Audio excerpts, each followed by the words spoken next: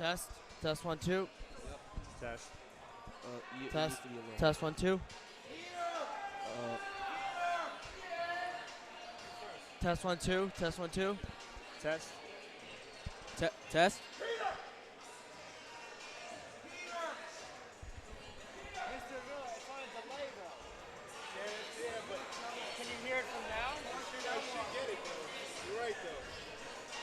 Is my mic good? Do it again. Test. Test 1 2. Testing. Testing. Test. Test.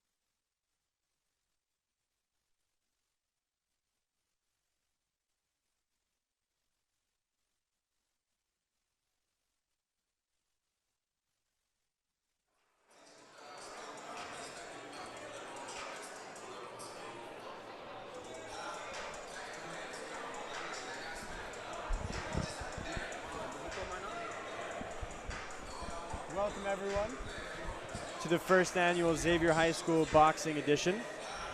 I'm Declan Krogman. I'm Jonathan Magida. Elijah Mitchell. And we're broadcasting to you guys here from the Commons here at Xavier High School. It is currently 3:17 on May 17th. We got about seven fights for you guys today, and our card goes as follows: Diego Ramos in fight 1 on the blue side, and Enzo Shapiro on the red side. Fight 2, we got Tim Mulvey for the blue and Bernardo Yola for the red. Fight 3 has Desmos Gonzales for the red and Trevor for the blue. Fight 4 shows us Robert Corbett for the blue and Jesse Hernandez for the red. Fight 5 has sophomore Amato Charles, who I've seen, he's pretty good. We'll talk more about that after, versus Joe Santolo in the red, who's also pretty good. And now our co-main event would be Fight 6, which is Derek Cespedes in the blue versus Will Coppa in the red. And our main event, which is Fight 7, enlists between Angelo Bonaventura Jr., class of 2020 in the blue, and Eric Rodriguez fighting for the Junior Olympics in the red. So that's definitely going to be the main event. I certainly can't wait for that one. That's the one I have marked. It's going to be good. Not really going with a sleeper pick there, but that's what I have marked. And then we got a couple others. Anyone have any comments on some of the guys here? You want to go through a couple? So let's go through the first match as we start. Diego Ramos versus Enzo Shapiro, red versus blue. Let's go through that match. So it's going to be really exciting. They're opening up the card. This place is going to be really electric right off the bat. 3 rounds of 2 minutes. What do you guys expect going into the round? Probably very, very nervous fighting. You know, not really. I don't really know what to expect from either sides. I haven't really seen any of them fight. I'm definitely excited to see them. However, I don't know much about them. Yeah, no doubt. I don't know too much about them. I know Diego is pretty quick. He's a pretty quick fighter from what I've heard from Mr. Pagnotta. Mr. Pagnotta's refereeing tonight. That's going to be fun. I believe we got Matt Pegno, senior, rounding out his last time here. He's on MC, and he's going to be, I don't know if he's ringing the bell or if he's saying, you know, let's get ready to rumble or whatever. As we have everyone warming up here, we got Eric Rodriguez, main event. He's going to stop by a little later for an interview. Angelo Bonaventura might stop by as well. It would be nice to get both the guys from the main event. Little Mayweather-McGregor stuff here. Yeah. I believe we'll also get Amato going. Coming us. I don't think we're getting. I don't think Diego's going to come up, but I think we got Amato Charles, who in Fight 5. I'm telling you, he's going to be main event next year. You watch. Yeah. You know, if you look at Enzo Shapiro, I was here yesterday watching their practice. Enzo Shapiro is absolutely phenomenal when I tell you. His right hand is insane. He's a dog. You know, I'm a little scared if I was in a ring with that guy. That's why I'm up here in the booth. Yeah, you know, I was going to fight Mr. Pagnotta for charity, but, you know, I don't know. I guess it must have fell through. I didn't have anything to do with that. And we are just about getting ready and get set underway. Ladies and gentlemen, we are live once again here from Xavier High School in the Commons Gym for the first ever Xavier Fight Night right here only on our channel. 7 matches for you guys once again. All matches are going to be exciting. 3 rounds of 2 minutes, and we'll go over the rules in a little bit. Yeah, sounds good. We're broadcasting live on Xavier High School's website. That's www.xavierhs.org/livestream. You can also check out our YouTube channel, which you could be connected to right now. If so, don't forget to like and subscribe. Drop some comments. You know who you guys think are going to win some of these fights. You guys know pretty well. Your Xavier brothers. So, yeah, that's about what we got for you right now. We'll continue some more coverage once some guys come up and once the fights begin. As for now, I'm Declan Krogman. We'll see you guys in a little bit. We'll be back.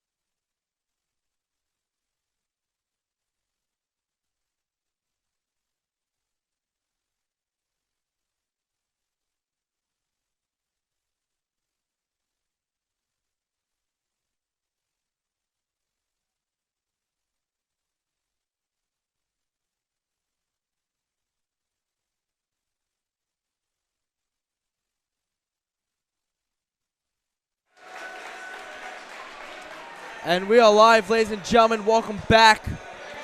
Here we go. We are just getting ready for our first matchup. Now, in every match, you're going to have a guy on the maroon side taking on a guy from the blue side. There are 7 matches, so we are going to have a winner here tonight. Maroon versus blue boxing tonight. Yep. We got Diego Ramos and Enzo Shapiro first up. I'm so excited. I can't wait. It's going to be good. It's complete. Yeah, I can't wait for this one. Diego, I'm very excited to see. You said Enzo's got a good hook, so I'm excited to see Got a great hook. Oh. Jeez, when can you fight people in Xavier? Let's be honest. I know. You can't. So, I know. Not that that's a bad thing, but, you know, you got guys like Mr. Pagnotta coming in to fight. I wish we'd see that. I tried to convince him. Oh. You know, that's a joke. I didn't, actually. I would never get in the ring with him. But, you know, it's exciting because you're going to see guys, it's going to be high energy. As you see, we're just filling out here.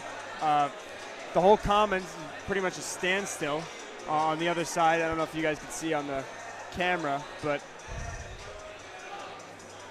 yeah, it's definitely going to be a big one. We got Tim Mulvey and Bernardo Yola. Bernardo Yola is a strong kid, pretty well built, not too bad. On the smaller side, but built. Yeah, I'm main event, man. I'm excited. You got anything to say about any of these guys? No, not yet. Here we go, guys. Just about getting ready. All of them are working out right now, getting warmed up, getting their blood going. But my blood's going for sure. This place is heated right now. This is awesome. No doubt. This is great. I can't wait. Amato's getting ready. He's got his gloves on. We'll have him up later. We'll have, as I mentioned earlier, the main event between Eric Rodriguez and Angelo Bonaventura and my cousin, Mr. Pagnotta. Oh, here he is. Students just stepped in, and there he goes. We are underway here. Him and his bow tie. For those of you who don't know, Mr. Pagnotta is refereeing tonight, so he'll referee the first fight, and all 7 of them, but the first one between Diego Ramos on the blue side and Enzo Shapiro on the red. I can't wait. We got our announcer, Matt Pegno, in the tux, talking to Mr. Pagnotta right now, next to Mr. Aquino. And here we go. Looks like he's going to Mr. Pagnotta's going to talk. And here we go.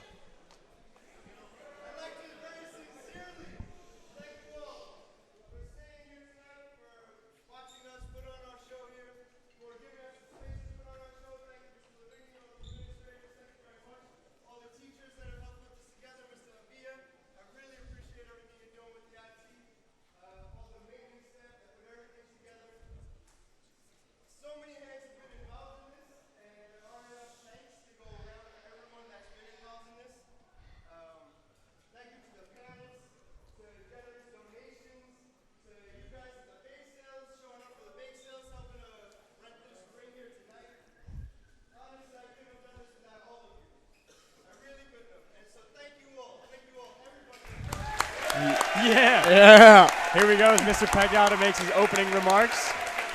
I think he's going to be a very fair official. I don't think there's going to be any mess arounds. Hopefully no Mike Tyson's around here, but we'll see. Of course, of course. He's still going.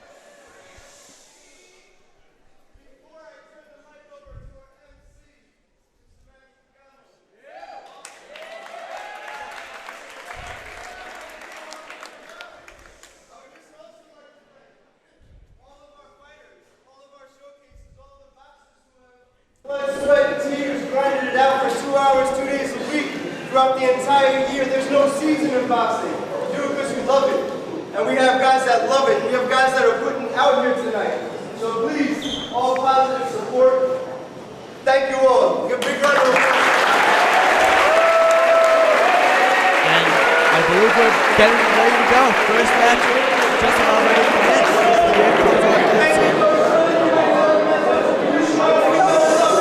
As our coach of the boxing team, thank you, Coach Sean.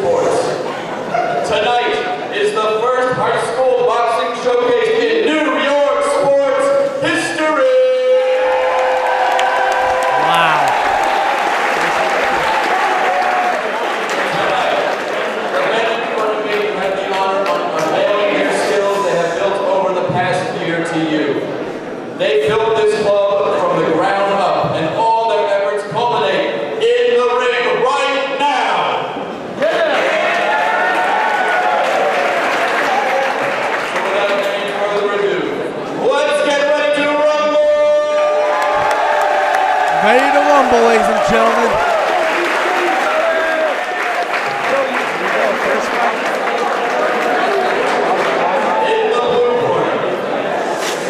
Standing at 5'9", from parts unknown, Diego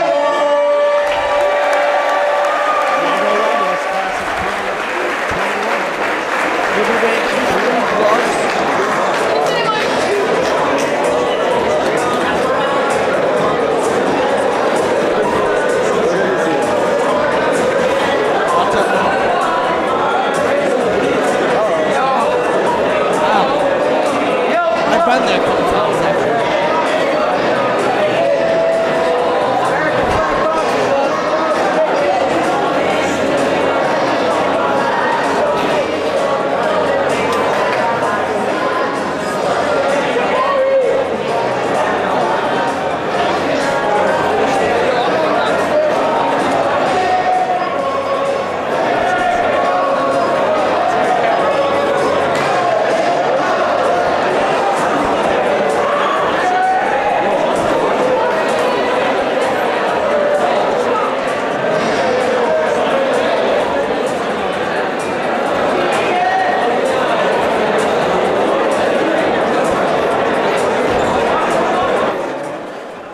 What year is he? Is he your year? No, I believe he's also a. He's a oh no, sophomore. I believe he. No, Which one? Enzo Shapiro, he's a freshman. he's a freshman. He's my Yeah, year. Okay. We had some freshmen. Is it Freshman Friday? That's the question. It is. Is it Freshman Friday? Mr. Freshman Villa, or is in- it freshman? Does anyone know if it's Freshman Friday? I think it is. I believe it is. It might be Freshman Friday. Now that the seniors are leaving today. But you know, If a freshman wins this match, freshmen go undefeated. I just want to mention it. Freshmen go undefeated. Yes, I'm rooting for Enzo. I'm sorry. come on, man. I'm rooting for the red. I am not. I'm impartial here. I have. Yeah, I'm just not excited to big see a on good Enzo, fight. but yeah, I just I- want to see a great fight. I want to see a good fight. You know, they got the padding on. I want to see a good fight. You know, Fair fight, fair Yeah, fight, fair good fight, hits. Hopefully, no one gets knocked out. But of course, unfortunately, it's part of the game. right? Yep. But you Hopefully, know, no one gets their ear bitten off like Mike Tyson does it. Hopefully. Hopefully. Yeah, no, we don't no- want any no, unfair no, sportsmanship. yeah, no Evander Holyfield's here tonight. Hopefully not. Well, I should say no Mike Tyson's, but you know, you don't want to turn into Evander Holyfield after that interesting win. You don't want to see a 90-second fight either. No, you do not. Speaking of Mike Tyson, but Right. you know, hey, we could have the next Mike Tyson in this And- building tonight. And here are our judges. We have 3 judges sitting across ringside. There he is. We have Mr. Young, Ed Young, Mr. Aiden Byrne, coach of the soccer team, frequenter on the podcast of Sports Nights with Krog and the Aquinos, with myself, Mr. Aquino, and Manuel Aquino, who just, senior barbecue today. We'll miss him. And then we have, we're clapping here. this place is getting electric.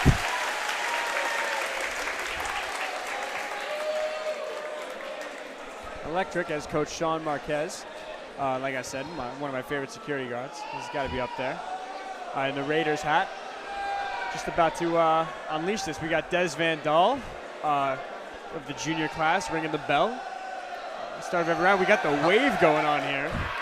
No, this is not Shea Stadium or Citi Field. What are we going to partake in this? And a high amount of booze. And the wave. There is an issue with the wave. Looks like it's low tide right now. I didn't realize anyone besides Noah Syndergaard had an issue with the wave, but I guess now all of a sudden people do. Oh, never mind, it's back. There we go. Yeah, there we go. Oh. Mr. Pagnotta's loving this. That's a horn, and you know what that means. Diego Ramos, sophomore, blue, standing at 5'9", has entered the ring, all padded up and in his maroon and blue day shirt with the sleeves cut off. But here comes the freshman, Enzo Shapiro, wearing red tonight.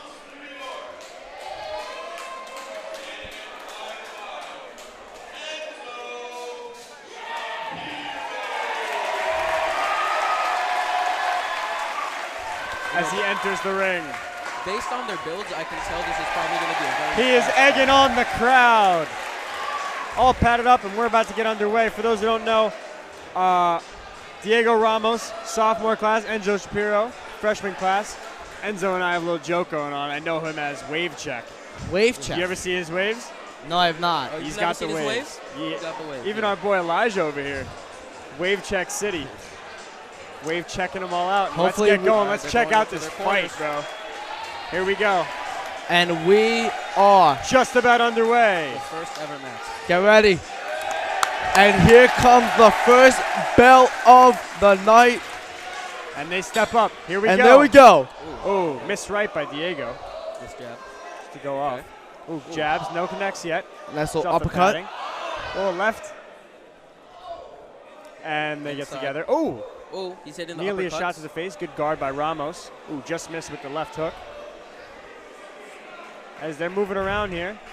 As you can Oh, see, couple Enzo- shots, oh. couple shots going in. Diego Enzo Ramos took a couple is shots going right there. after Enzo Shapiro immediately. Both very Oh, fast fighters. left shot. They're going shot for shot early. Shot for shot to the face. As it's dormant now. Looks like we could get a little explosion here. Up, and we do. No Diego love missed with lost. the left hook. Ooh. Enzo Shapiro getting the little shots in there. Remember, we have 3 rounds of 2 minutes each, so we have a lot of Oh, fight big left shots, to put a big shots. huge hit. Wow. He's getting inside. Enzo's getting inside there. Oh, other way around. And Ramos got him in the corner, and they're together, and it looks like, all right, Mr. Pagnato's going to tell him to separate. As they pretty much restart here, hit the reset button, and here we go. Love the This is reset jab. button. Yeah, gotta love the reset button. As Goes in for a Ramos body. taking some Oh. shots from Shapiro right on the uppercut. Oh, another Oh, big a couple hit. more shots Coming from in with the Shapiro. big hooks. A good jab right there. I'm telling you, that right hand, you gotta feel the right hand of Enzo. Yeah. Oh, I'm telling as you. Shapiro lands a big blow to the Misses the face hook. of Diego Ramos. Reset, stance gone. Got the feet moving. Oh, Missed- weird missed little the shot left there. Looked like his arm staggered. hook. Missed Oh, the hook. Shapiro missed. Up. Here comes Diego. Shapiro taking some Two hooks. shots to the head, looking Two like a hooks to the maroon and head. blue day. Classic. Oh, For those of you who don't know. Oh, Shapiro. and that is it. And That is first- round 1. Ever round. Round 1 is over. What did you think? Our boxing analyst and expert, Elijah Mitchell, what did you have to think about that round? I definitely thought it was a great round. I feel like both of these fighters are very fast fighters. I definitely see what you mean, Jonathan, by Enzo's right. That's a very good right hand.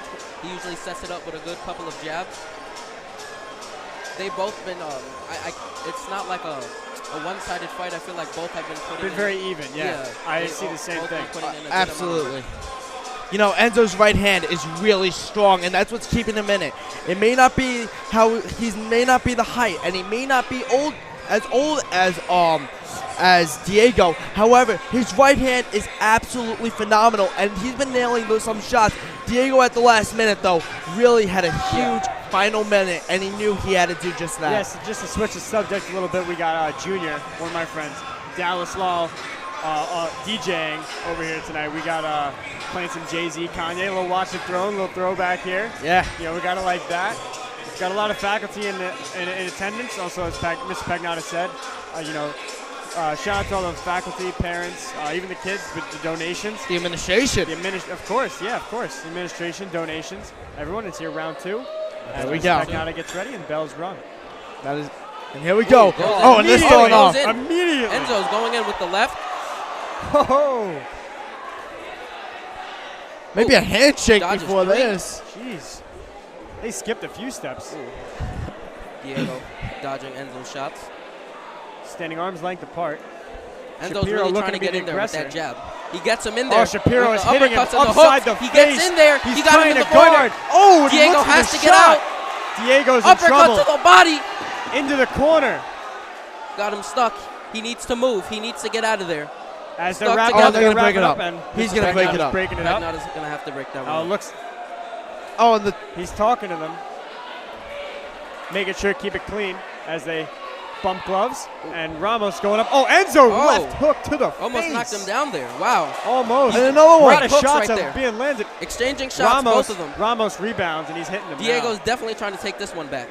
Oh, great uppercuts by Diego. Good guards by Ooh. Shapiro. Enzo misses. seem to be And getting now- tired. Now they're getting a little wet. Yes. Yeah. Without a doubt, Shapiro looking a little fatigued here. Because he has been throwing out a lot of shots. So Yeah. Oh. Enzo's looking really Almost. strong, really aggressive right off the bat, and that's why he's outrunning him. He's outrunning Diego and using a new strategy that is not really used very often in boxing. He's going in a lot with that jab, and then once he sets up the way he wants it to be set up, he comes in with that great right hook, as you can see right there. However, if you look at Enzo, he's slowing down. Yeah. His he's getting- offense that he had in the first minute is not the same right now. Oh, But- and big that right may hurt hook him. missed by Ramos. But see, that's helping him because he's being more calculated and thinking about his shots, whereas I feel like Diego's just shooting to just shoot to get some trying hits to in. just trying to get some hits in. And now he is getting some hits in. Oh, Enzo takes a big right hook. No Enzo's more on the defensive now that he knows that he kind of has Oh, this whoa, round. whoa, whoa. Whoa. And Ooh, Enzo what just Shapiro's hurt. And Seems we got hurt. blood. He might have got hit in the mouth. As Mr. Pagnotta and Coach Sean Marquez are tending to him, and the crowd is erupting. See, this crowd is great. I mean, you can. Enzo encourage Shapiro, me. as Diego Ramos is going to check on his buddy. And he's telling him to get, Mr. Pagnotta is telling him to get back in his corner. I don't know if you guys know, for those of you who paid up and got some pay-per-view or, got it from your friend, as Dallas Long continues to blast music. Oh, $60 pay-per-view. McGregor, right? Yeah. The McGregor-Mayweather fight. Although Yeah. that wasn't the best fight, some may say. I agree. I think Sure. McGregor should have got knocked down, but that's besides the point. If you notice, McGregor came out in that fight. He came out and he was really moving around. He was trying to do some stuff, kind of similar to how, not to compare him to Muhammad Ali because they should be in the same sentence, Right. but as there is a lot of blood on the mat right now. Oh, As we Mr. do have Aquino- blood. Mr. Aquino, my home teacher's cleaning it up. He's off to Dallas, Texas next year. Yeah. I'm going to miss him very much. Up to Jesuit Prep. Excellent football coach. So, going back to my McGregor thing, McGregor was moving around, and it looks like Enzo came around. He was aggressive, moving, throwing some shots. Interesting tactic, as Ramos was kind of, like you said, at least Enzo was calculating his shots. Ramos was swinging a little freely. For those who watch baseball, a little similar to Javier Baez swinging freely. So, similar there as we fill some time here due to a ring accident. Really aggressive, though. Enzo is playing really strong, really fast, though, and maybe that's what hurt him. It maybe. could have been. Like, I feel like if you would have slowed down his offense in the beginning, he would have had a lot more stamina and been able to last that last 20 seconds. Definitely. Because those last 20 seconds, he was really slowing down. You got to be able to maintain your stamina throughout the whole fight. That's probably the hardest thing to do when you're in a boxing match, is to maintain the same stamina throughout the whole thing. Of course. Because as you can see in the beginning, he was doing great, and then at the end he starts to slow down. So if you use too much energy in the beginning, it can hurt you in the end. Right.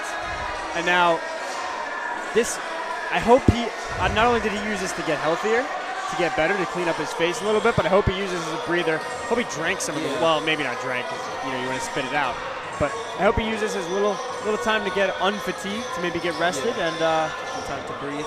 give him some breathing room and get back in this thing. The match is going to continue. I just got word from Mr. Pagnotta. The match is going to remain. And I believe, here we go. He's going to keep fighting through it. And they're going to sit it out for a minute. He's going to get a little Shapiro breather. is sitting down. He's going to need a second. He's going to get water. So now, As big shout out to Mr. Jose Aquino, class 2011. Hold on, we got Mr. Pagnotta. Here we go. True to the nature of the sport, behind the fighter, he wants to keep going. Here we go. Enzo Shapiro is toughing this one out. He's not good. And he's going to fight all smiles today. So let's see how this one ends. We are still midway through the second round for those of you just joining us. I'm Declan Crawford. I'm Jonathan Magida. We're here at the first annual Xavier Boxing Classic event, whatever you want to call it, as it looks like second round. I believe we're in the third.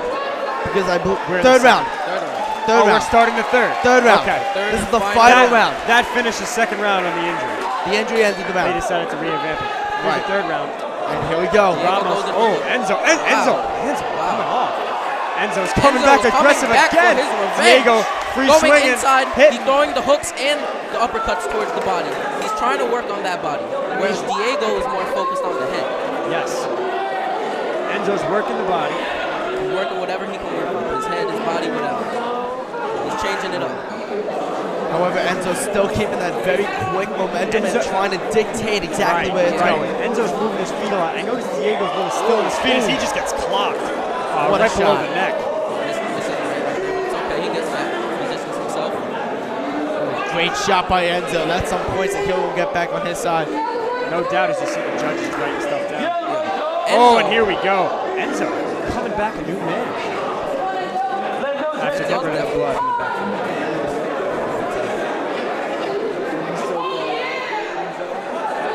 Getting a little tired there. And it looks like he's a little fatigued. I just think Enzo's trying to reach. Can't drop those hands. Here we go. Oh, big uppercut. Enzo fires back. Diego's throwing a couple ones as they get caught up here. And they're going to lock up. And our ref is going to do a great job breaking them up. Enzo going in. This is the last round. It looks like they're getting a little tired here.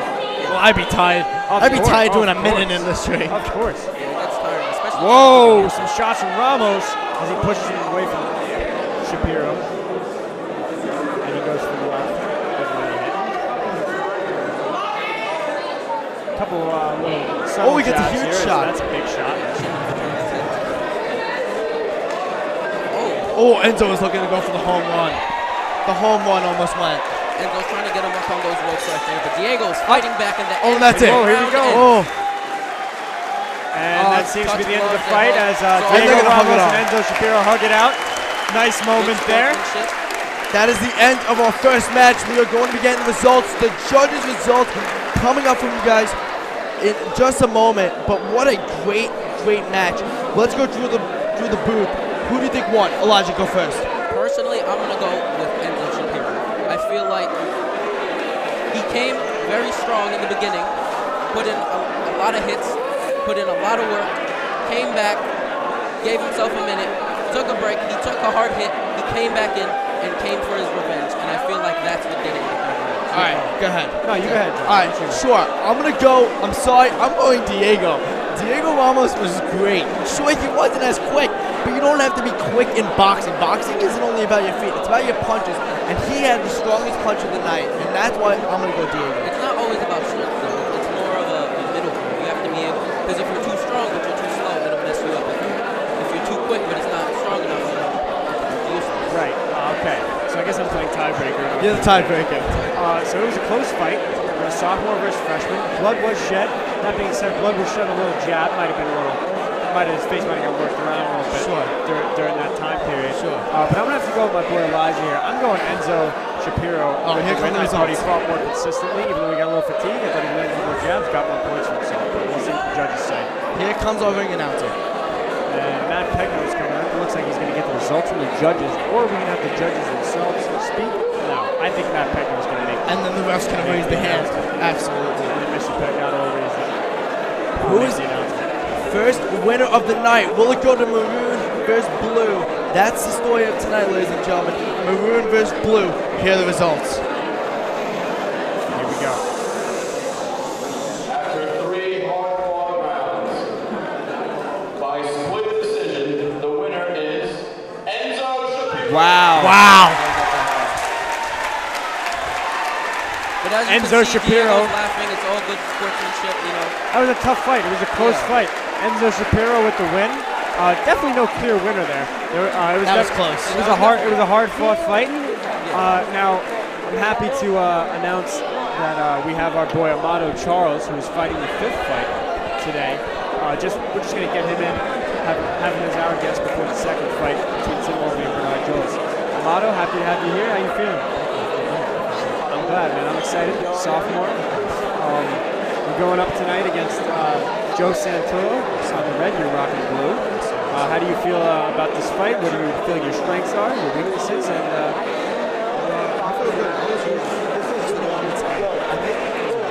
and McGregor, because he's fighting the Junior Olympics, right? So, Okay. Joe Santoro, they're very different physically. You know? Joe Santoro, he has like 5 inches on me, about 30 pounds on me.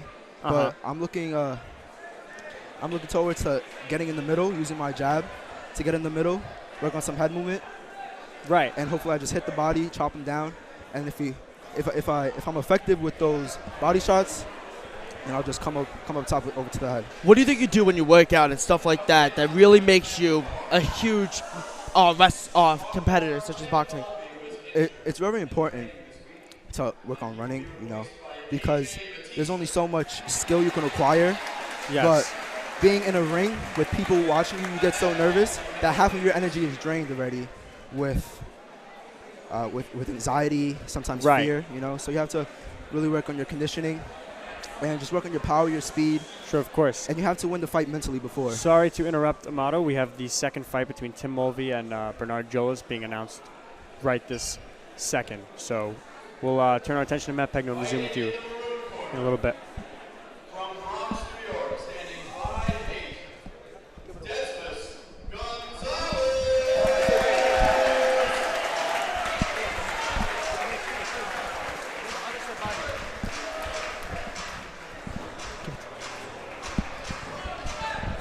And just as we resume here for the second fight, Bernardo Yola coming in straight out of the Bronx.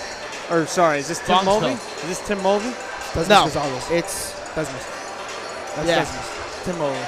Desmos. Yes. Okay, that's what I thought. Anyway. Oh, so we're on to fight 3. We got Desmos Gonzales and Trevor Dieterville. Anyway, Amato, always a favorite, hangs around at the office with me, myself, Mr. Pagnata. Yes. Best of luck today. Thank you. I have you picked, so I appreciate it. Thank you. let's get him in. Thank Thanks you. for joining us, All and I'll catch you after the fight. No problem. Thank you. That was Amato Charles, sophomore, friend of mine, very good kid. Great answers, and here's Matt Pegno.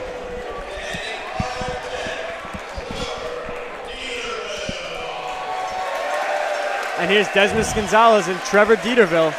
Trevor getting in. All right, let's go over who we think is going to win very quickly. Just names. Elijah, go first. To be honest, I'm not sure. I haven't seen any of these guys train or fight, so I don't want to make a prediction yet. I just want to see how they fight in this first round, and then maybe I'll make a prediction. I'm not too sure off the bat, but I'm going to go Trevor Dieterville. Right. Take a fellow tall guy, just maybe to give a nice advantage here. I think I see the advantage. I'm going to take it. I've seen them both fight a little bit. I like what they both bring to the table. I think it's to be just like the last one, another hard-fought match. Maybe some bigger body people, so you'll see a couple more strong shots. I'm excited to see it, but I'm going to go Dieterville in a close win. I'm also going to go Dieterville in a close win. I think that height also has a huge advantage. I think that height could really mean a lot as a little trash talking comes in, but it's all in good fun. And these are both sophomores, correct? Yeah, the two sophomores. Let's see if they really do have beef. And fight's on. All right. Here in the Commons. Jabbing around. Oh, Dieterville immediately. Definitely has some strong punches. Yeah, you can see the strength behind these guys. Yeah. Oh, shot. Desmos Gonzales to the face of Trevor Dieterville. Oh, more shots. Gonzales Trading goes shot in for that hook, shot. but missed. Gonzales goes in hard. Dieterville connects as they got close quick. And these definitely look like guys who could definitely hit some shots here. That was Oh, my a gosh. wonderful right. Gonzales. Dieterville's Strong coming right back. hook. Dieterville coming He wants back. his Here we revenge. go. He misses the right hook. Gonzales comes back in. They are just going shot for shot right now. Shot for shot as Mr. Pagnata is about to risk his life and getting away there to stop that. I don't know. They're just going back and forth, a load of rights and a load of lefts right now. They are just going all 100. Whoa, here we go. Trading shots. Gonzales right hook hits. Wow, that hits was a the really side, strong gets around the arms, long arms of Trevor Dieterville. Oh, he goes right for the Dieterville body. misses up top body Oh, shots. into Pagnata's the getting corner. involved, and he's going to separate that immediately 10 times out of 10. They're going As into the corner. He's talking to Gonzales, and I wonder if he's thinking this isn't such a fair fight anymore, if it's getting a little dirty, but we'll see as they get back in. I don't know. They're going back into the corner, into the ropes. This may become a Here we go, wrestling match more Gonzales. than a boxing match. It could be. It looks like an organized street fight. Oh, it's here we go. Dieterville, whoa, Gonzales, if he would have connected with that one. Didn't have the reach there, but that was a shot. The only problem I'm seeing with this fight right now is they're both using a lot of energy for only this first round. I feel like by the time they get to Dieterville round smiling. 3, He's jawing a little bit, talking a little. Here we go. Ooh. Oh, in the headset. If you notice. Oh, whoa. Oh, and Gonzales with some after the ring shots, and there's legitimate beef here as they're going at each other. As round's over, onto the second round. Wow, very phenomenal. yeah. very highly High energy. High quick. High energy. pace. High energy first Lots of tension. round there. Lots of tension. Looks like even Eric Rodriguez, our main event fighter, is getting in the ring to talk to Desmos Gonzales. He's in the Junior Olympics, and you know when you have a Junior Olympian on your side, you listen. You listen. Yeah, Absolutely. You will listen every time. But also, if you have a professional fighter and Mr. Pagnotta, you're always going to listen. I know every time he's told me anything, I've always listened. So Every time. Got it. All nah, right. maybe not. Okay. Maybe growing up, I wasn't listening to him too much, but you know, that's whatever. Right. Well, what a great, quick, fast match. The stamina on both of them, though, coming out was great. They lasted 2 minutes, and it was quick pace throughout the entire 2 minutes. They didn't slow down for 1 minute. Like, for 10 seconds, they were like, breathe, let me relax. They were just hammering. However, that might be an issue because, like I said, by the time they get to that third round, that might hurt them. 100%. I completely agree with you there. Really, you see Desmos get a little tired. They're jumping around. They're playing a pretty high energy fight here. Yeah. And it's been a high energy round, and this place is pretty high energy to say the least. This is awesome. Second round just underway. Just about to get underway. As Desmos is getting some water. I don't know. There was also a little bit of Bad blood. Bad blood, yeah, but unsportsmanlike, I felt like a little bit there. To an extent, but it is boxing. You got to remember, yes, it's a sport. You want to play fair. But elbows are going to be thrown accidentally. Right. People are going to get mad. It's an angry sport. No one's happy fighting. You know, as here's the second round. The thing about boxing, you're not supposed to be angry, and that's what I think is going to hurt them, is that they're letting their emotions get to them. Here we go. They're squaring off. Whoa, Wow, Desmos great lands one. Oh, Some and more body shots. Desmos Gonzales. Gonzales Whoa, is shot to the going in face there. on. off of the ropes. They're definitely going to burn each other out. Oh, and they're yelling at each other. Here They're we yelling go. at each other. gloves. But then And a they fist touch bump. gloves. Here we go. Dieterville. Like little jabs. Dieterville into the corner. Oh, shot to the face. Gonzales Dieterville is took a on hard one. Gonzales. Hard Almost falling shot out from the Dieterville.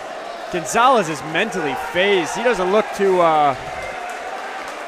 in it right now, to be perfectly He's honest really with you letting guys. his emotions get to him, and that's what's messing him up. I don't know. This fight looks more personal as emotions go compared to the last match. And you know, they're just going straight.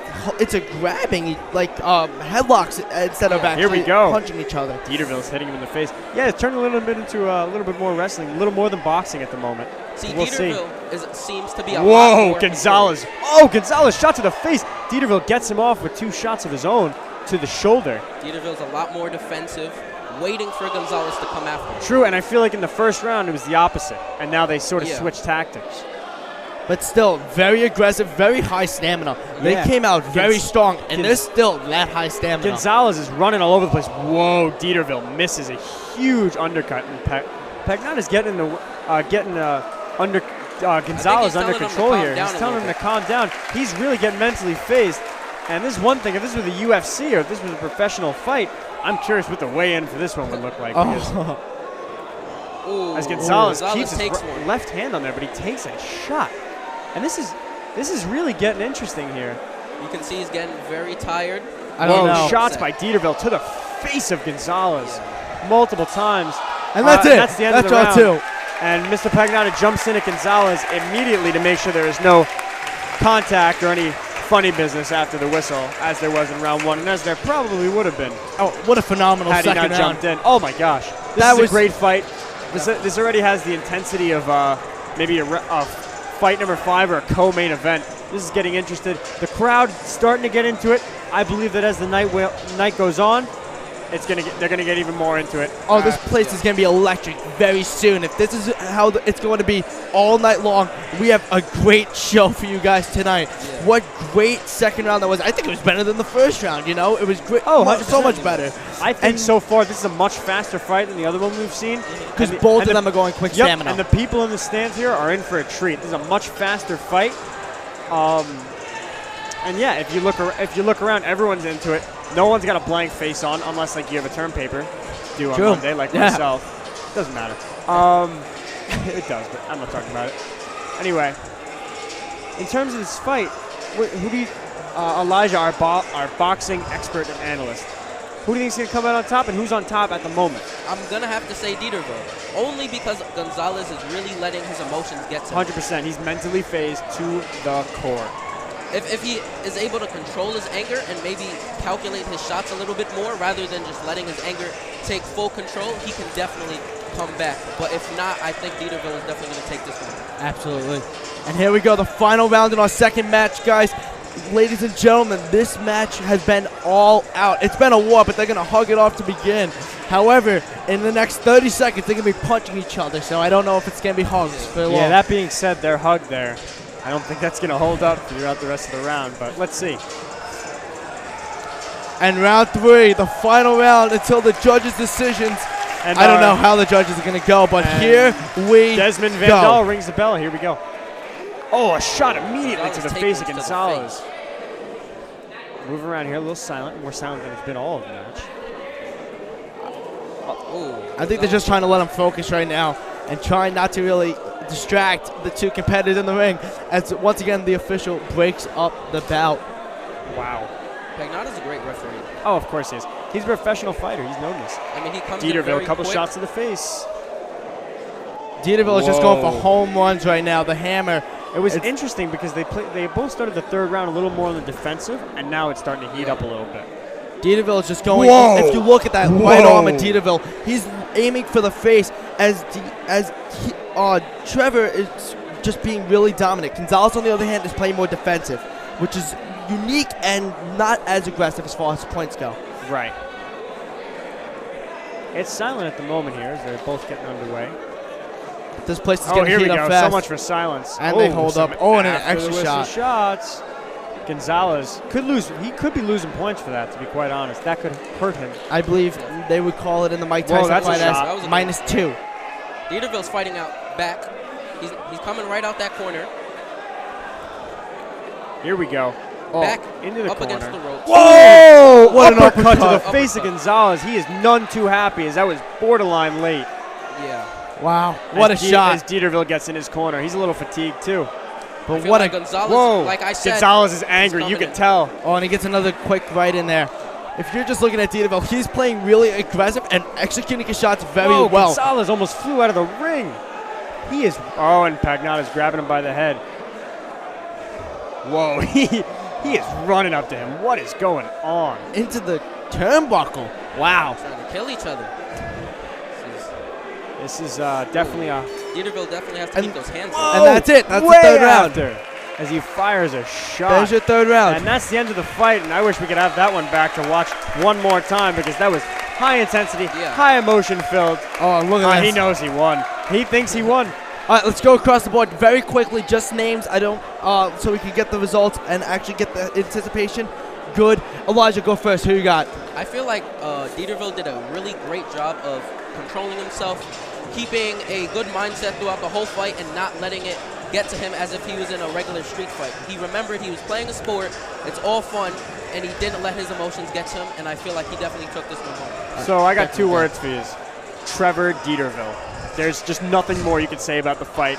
It was high intensity, high action packed, a lot of punches being thrown as they shake hands now. But, you know, emotions ran high, and I think that's what got Desmos Gonzales into trouble. He fought all right.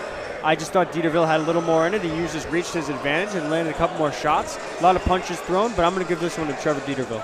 You gave names. I'm going to give numbers. 1-1. Series tied after this bout. The Red going with the win after we saw Gonzales with the win. I think Gonzales picked up the win. And sure, Dieterville was so much more aggressive, had better shots. Sure. However, I think Gonzales played better in the sense that he played more defense. And because his defense was better, he was able to get smarter shots in. However, Trevor was just going random shots. I'm going to say 1-1 on this one. I'm probably wrong as always, but I'll say 1-1.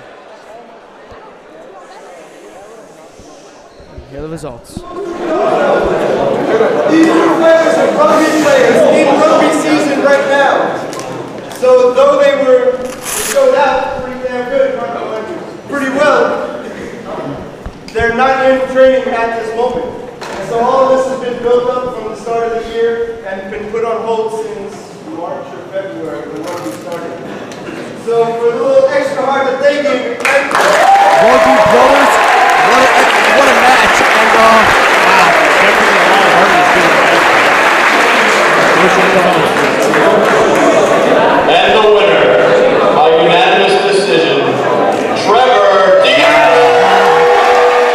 my vote. Gonzales got my vote, so 3-1, I guess we could say, or 5-1 on that one. It's all right though. I'll be the odd man out. It's okay. I don't know, man. I wasn't gonna say anything. I definitely felt like that was Trevor Dieterville's fight from the beginning, and I thought Elijah called that one pretty well. So what are we 2-0? Elijah, You guys are 2-0. I'm 0-2. All right, it's all right. It's all right. 0-2. Hey, man. All right. A lot more fights. It's a great sport. Love watching boxing. You know, get to see some fights. You get it. You know. Yeah. The amount of times that I've won a boxing game, the amount of times that I've actually got a boxing game right is the same. It's 0. So I guess I'm good there. Let's go to the 4th match. We got Robert Combat for blue taking on Jesse Hernandez for the red. I'm so excited, ladies and gentlemen. 2-0 for the blue. Who you guys got going in? Okay. I'm not really too sure Me neither. on either of these guys, so I can't really make a sound prediction. I'll let you know when they get in the ring. See if I recognize any of them from fighting. All right. Do you know what grade Robert is in? Because I know Jesse Hernandez is a freshman. I would say Corbett's a sophomore. I say Corbett's that sounds yeah, right. Corbett's because a if you guys are freshmen and you don't know he's a freshman, then I would say he's a sophomore. Okay. He's definitely not a junior or a senior. Okay. Alrighty. This is looking very excited. However, I do know Jesse Hernandez, and I know he's really strong as far as his left hand goes. Really? As you saw with Enzo, it was his right hand that's good. Jesse has a left hand, so we got to watch that. As you guys are watching, look out for that left hand because it's going to be very strong, especially with a jab. Yeah, it definitely depends how he stands, though, whether he stands with his right foot first, because then his left hand would then be his power hand. If he's standing with his left foot first, then that's going to be his jab. So it definitely depends on how he stands, what's his dominant hand, and all that. Yeah, no doubt. We'll see who comes away with this victory. Do we think it's going to be as high emotions, emotions running high, testy, a little high energy fight here? Or we think it's going to be maybe a little similar to the first fight where it was like, one guy coming out aggressive, but overall the tone of the fight sort of died down and was a little dormant. I think this match is going to calm down a little bit. That last match heated this place up. This place is electric right now from that last match. Both of them were phenomenal. Everyone so far has been phenomenal, might I add. However, I feel like this match is going to calm down a little bit. The crowd's going to enjoy it. The crowd's going to be electric, but not as hot as the last round. But let's see. Yeah, I don't know if we'll even get a match that was as high I completely tension agree. as that I last completely agree. It's Matt Pegno. We let him take it away. Yeah. There's Robert Corbett. He's a sophomore.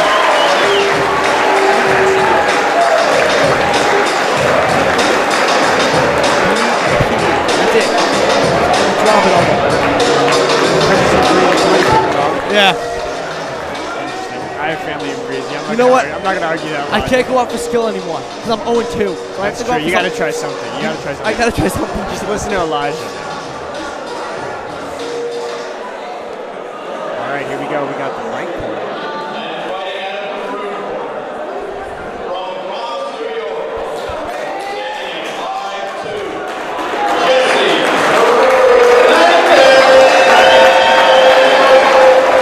We got two guys in the same weight class. Technically, I'm 0-1 as far as location Did goes. Jesse Hernandez just hurt his foot? Did that just happen? I don't know.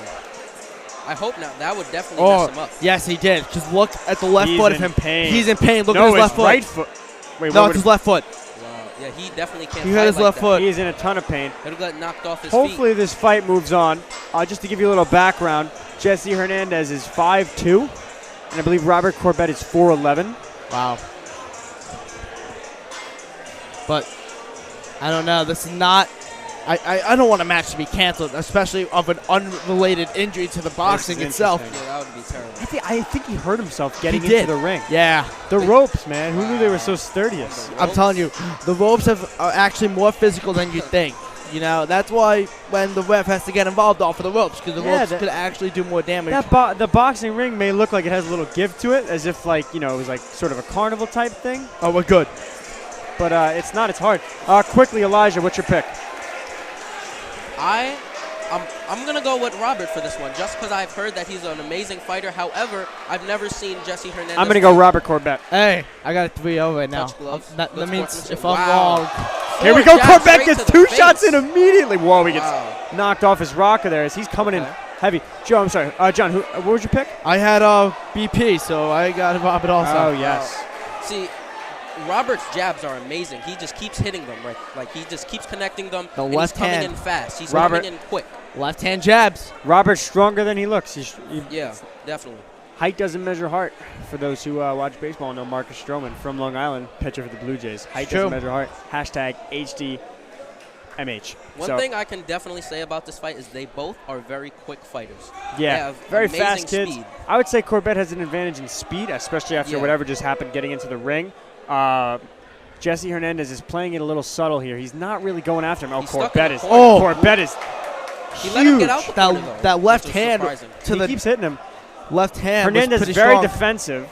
Yeah, definitely. Hey, being defensive in the first round may not be a bad thing. No, 'cause it if is not horrible. It If you let him We'll blow see. out his arm in that second and third round, you could start getting a very high momentum. Yeah, so definitely. that may not be a bad thing after all. Corbett really moving around here. Yeah. One thing Corbett's Oh, not quick doing duck. too much is blocking his face. So if Hernandez Yeah, no. was to pay attention. Whoa, that and was a try- shot to the face. Yeah. See, like if he was to keep doing that, he could definitely come and take this round. And here we go. Corbett, man. He's Definitely in a little getting bit more of a inside. downward stance, a little 60-40 on his angle here. If you know, whoa. He's trying to Hernandez get inside. is He's getting trying to some get in the shots body. in. He's trying to put a lot more pressure on his legs because what you're doing is you're making your stealth more sturdy, and when you do is that now your shots, you're focusing all on your arm and not your leg. Right, his strength may Got be him in up his against the legs, though, and ropes. that's what might be what he's trying to do. As Dorman here. Oh, bell End of the just round. rings as Hernandez is it. gets in his shot.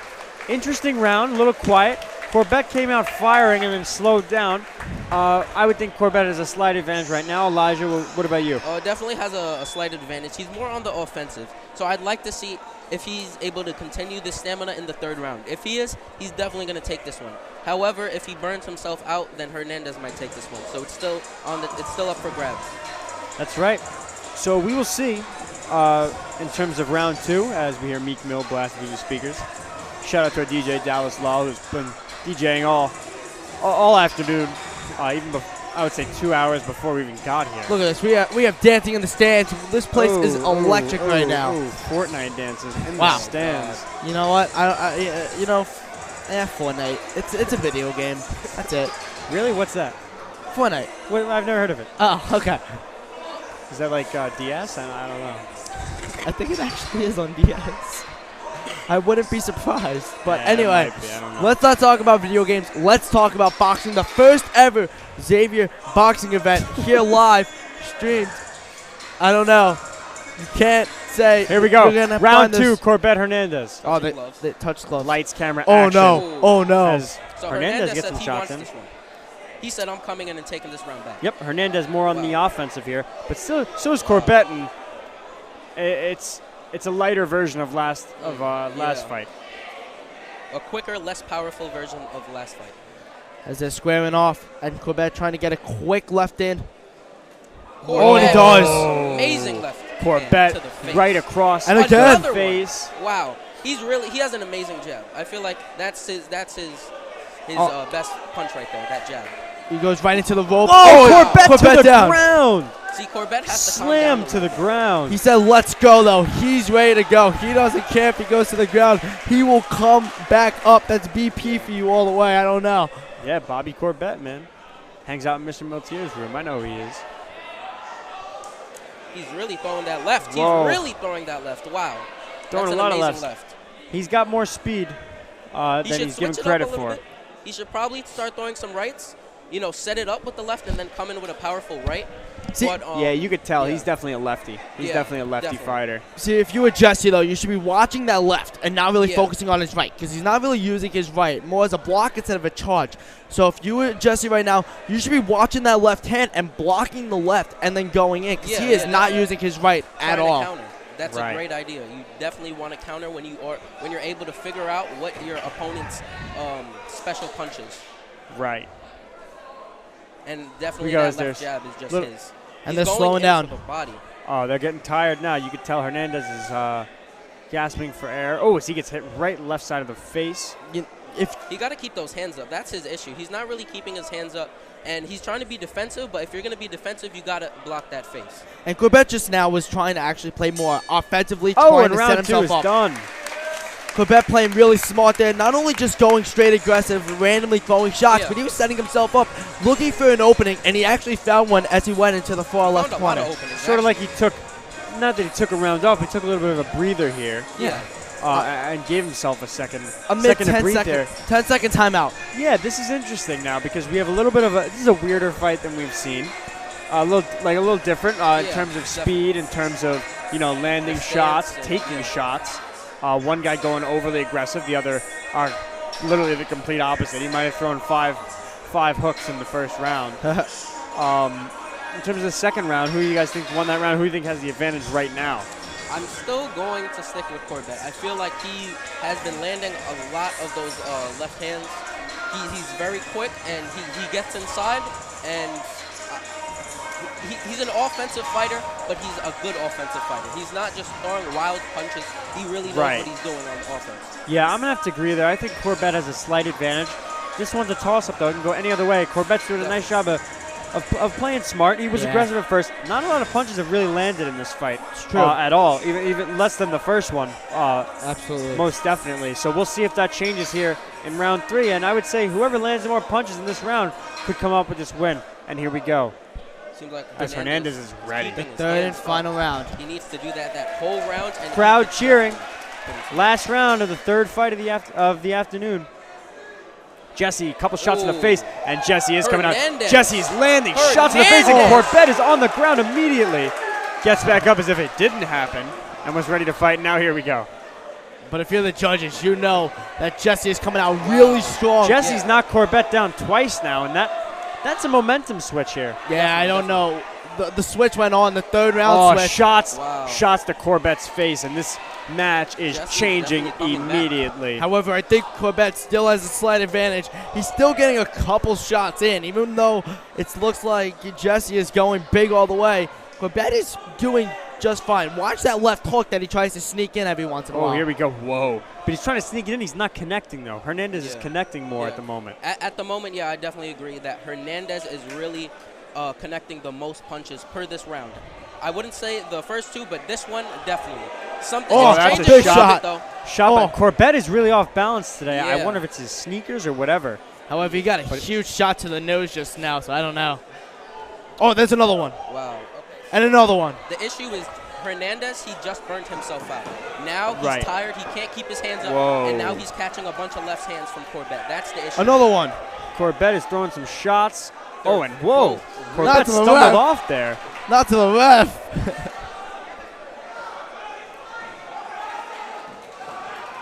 This is the third round. You want to give it all you have. This is the last time you will be fighting each other probably. This was the last time the judges are actually going to grade you before the This is the results last are in. time you'll be fighting tonight. Here we go. Intensity. Hernandez bringing him to the rope. Hernandez is bringing him to the ropes. If he only had maybe 30 more seconds in this round, he could clinch a win. Yeah, Corbett is gassed. He's got a gash Both on his of them are nose. gassed. Oh my God. They're really gassed. Both of them are gassed. And that's the it. fight's That's over. it. That's it. What a fight. That was a weird one. I'm not sure how to call this one. What a fight. I'm definitely That was gonna phenomenal. stick, with Corbett, I'm definitely going to say. I think Definitely a good job by both. Yeah. Post-fight. That was Post-fight. phenomenal. Elijah, we'll start with you. Head to John, and I'll give you my answer. What's your call? I feel like Hernandez definitely tried to come back in that third round. The only issue was he came out in the beginning of the third round with a bunch of power and burnt himself out for the end of the round. So the only part of the fight that I feel like he really had in his hands was the beginning of the third round. And Corbett really had more control, I'd say, throughout more of the fight. Therefore, I think Corbett won this one. I'm going to go Corbett also. That was really strong. Even though his third round, he didn't hold up that high intensity, and Jesse may have had him. His first two rounds were phenomenal as they hug it off. You have to see, Jesse was really strong throughout the last round, but Corbett was just phenomenal. All three. I'm going to give you my pick. I'm going to stick what I picked before. Looks like we're all on the same page. I'm going to go Corbett there. I think Jesse Hernandez got some shots in at the end, but throughout the whole match, he was a little tired, especially at the end, and that's what cost him. Corbett did get knocked down twice, though. I would think he lost a lot of points for that, so we'll see if that can help him. Here we go. Matt Pegno on the call, but I got Corbett. Unanimous. Corbett. Wow. Robert Corbett from Breezy. Unanimous decision. BP, baby. Literally unanimous. 6-0 here. Wow. If you include us in this little unanimous. 6-0. John did. So congratulations. Thank you. You got on the board. Thank you. Elijah, congrats for 3-0. So far. Since I got my win, I just want to thank everyone. I want to thank my sponsors. I want to thank my friends. No, I'm kidding. Let's get to the next fight right away. So it looks like we got our boy who is in studio or up in the booth, whatever you want to call it. We had Amato Charles here, sophomore, personal friend of mine, personal frequenter of Mr. Pagnata's office, especially when I'm there at least. So we got Amato Charles versus Joe Santullo, who, as Amato mentioned here when he was on our broadcast and our live stream, Santullo has a huge height advantage. So we'll see now if that's going to come back and help him here. As if you look at Santullo at the bottom of your screen near Mr. Aquino in the nice Hawaiian shirt, or I don't even know if he's there yet, but you'll see this. I would say the fight will get underway in about maybe 3 to 5 minutes. You'll see punches thrown probably about 5. You'll see him get in the ring in maybe 3. That's just my guess. But in terms of the fight, Elijah, would you like to make your pick? We'll all make some picks quick. Sure. Before I make my pick, I'd like to ask a question. Have you seen any of these guys train or fight or anything like that? I have seen Amato Charles fight, and I've also seen Joe Santullo fight a little bit. I'm going to make my pick, if you guys don't mind. I'm going to go Amato, and not just because he's my boy, because I'm familiar with him. I'm familiar with his fighting style, and I've seen him fight. I know he's strong. He's already fought an actual amateur match at the high school level against, I believe he won. I'm not too sure where it was and against who it was, but he had a good fight that fight. He came out strong. I think he's going to fight smart, and I think when he throws his punches, he's going to connect, and when he connects, it's going to be good. He's a little shorter. He's got about 5 inches less than Joe Santullo, as he mentioned before. But I'm going to go Amato Charles for the win here. Yeah. I think I'm going to go Amato Charles also. You know, he was in the booth, so I'm going to give the points in the booth. However, booth love. I'm in booth love. However, not only that, but I've seen him actually when I was here watching the team yesterday, and he was in the corner going, you know, as everyone else was talking, socializing, he was working out, you know, even before this all began, the event, even the stream He was began, the first one who in the ring. First one who got his hands taped, first one who stepped in the ring earlier. I remember I walked in probably about 1:15. He was in the probably ring. a little later than that, probably like 1:50. He was in the ring working out. He was in the ring throwing punches. He was in the ring working around the ring. He was against the wall throwing punches. Here we go as referee Mr. Pagnata has something to say.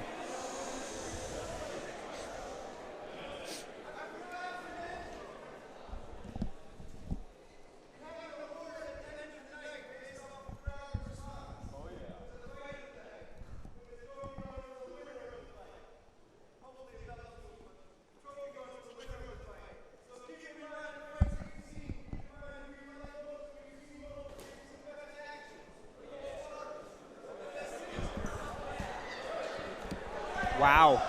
What a shocking announcement. And technically, Charles is the only one who has had experience in the ring since he actually worked around the ring.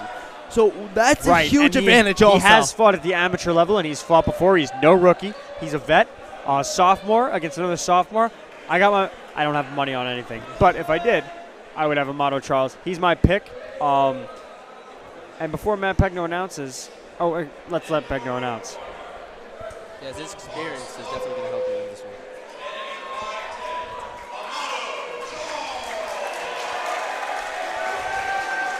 As Amato Charles jumps in here. With the red gloves.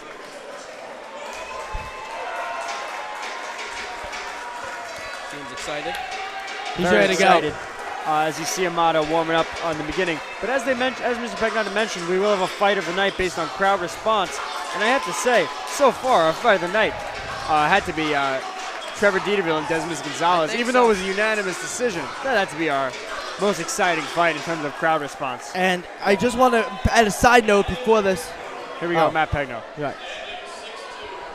6'2", not bad. Wow. I just want to add a side note. Blue is up 3-0. So in order for red to win, they will have to win all 4 matches. So in order to actually pull off the maroon versus the blue, you cannot lose here. So I guess Robin has anyone who wants the red to win going up against him also. Here we go. We're just about to get in. Amato Charles is the pick here. Who's your pick? You never made your pick. Hold on. Before I say that, if you actually look at them, there's not much of a height difference. It's only 4 inches, 5'10" to 6'2". I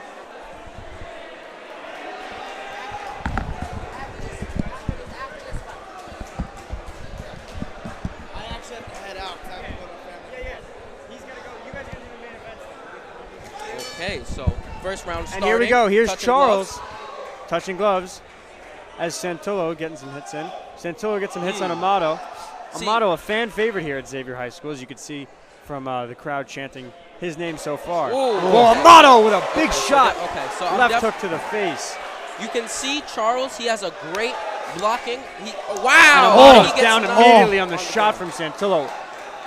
And Amato's talking. Wow, what a shot. What a right hand. So Santullo is definitely strong, as we can tell. Yeah, he's a strong kid, and he's got a size advantage, and let's see how he used it to his advantage. Ooh. Whoa, a nice miss on the left hook. Good dodge by Charles. Charles goes in, hits him Charles left is hand. going He's got him in inside the on the corner. Off and the Santullo ropes. sort of hits him in the face there. And the crowd is not liking that. Crowd is not liking that, and our referee, Mr. Pagnotta, is talking to Joe Santullo just about that. Touching gloves. Starting again. Oh, what a shot. What a Whoa, right hand. Amato dodges the right hand from Santullo after already getting a right hand of his own. Amato has a great. I feel like he's great at dodging his shots. Like if you pay attention, he dodges a lot of shots, and I feel like he does a great job at that. It's very mobile. Whoa. Oh, Amato gets a shot to the face of Santullo. Wow. And that was probably the shot of the night. You know, the cleanest punch we've seen thus far. Santullo. And they're hugging. up. They're hugging. What great sportsmanship, you know. Middle of a fight, going at it. Let's just hug it out, you know. Yeah, they just want to remind that they're still a friendship. We still Whoa. And here we go. Pleasantries being exchanged. Santullo As is it's really quieted looking down strong. just now.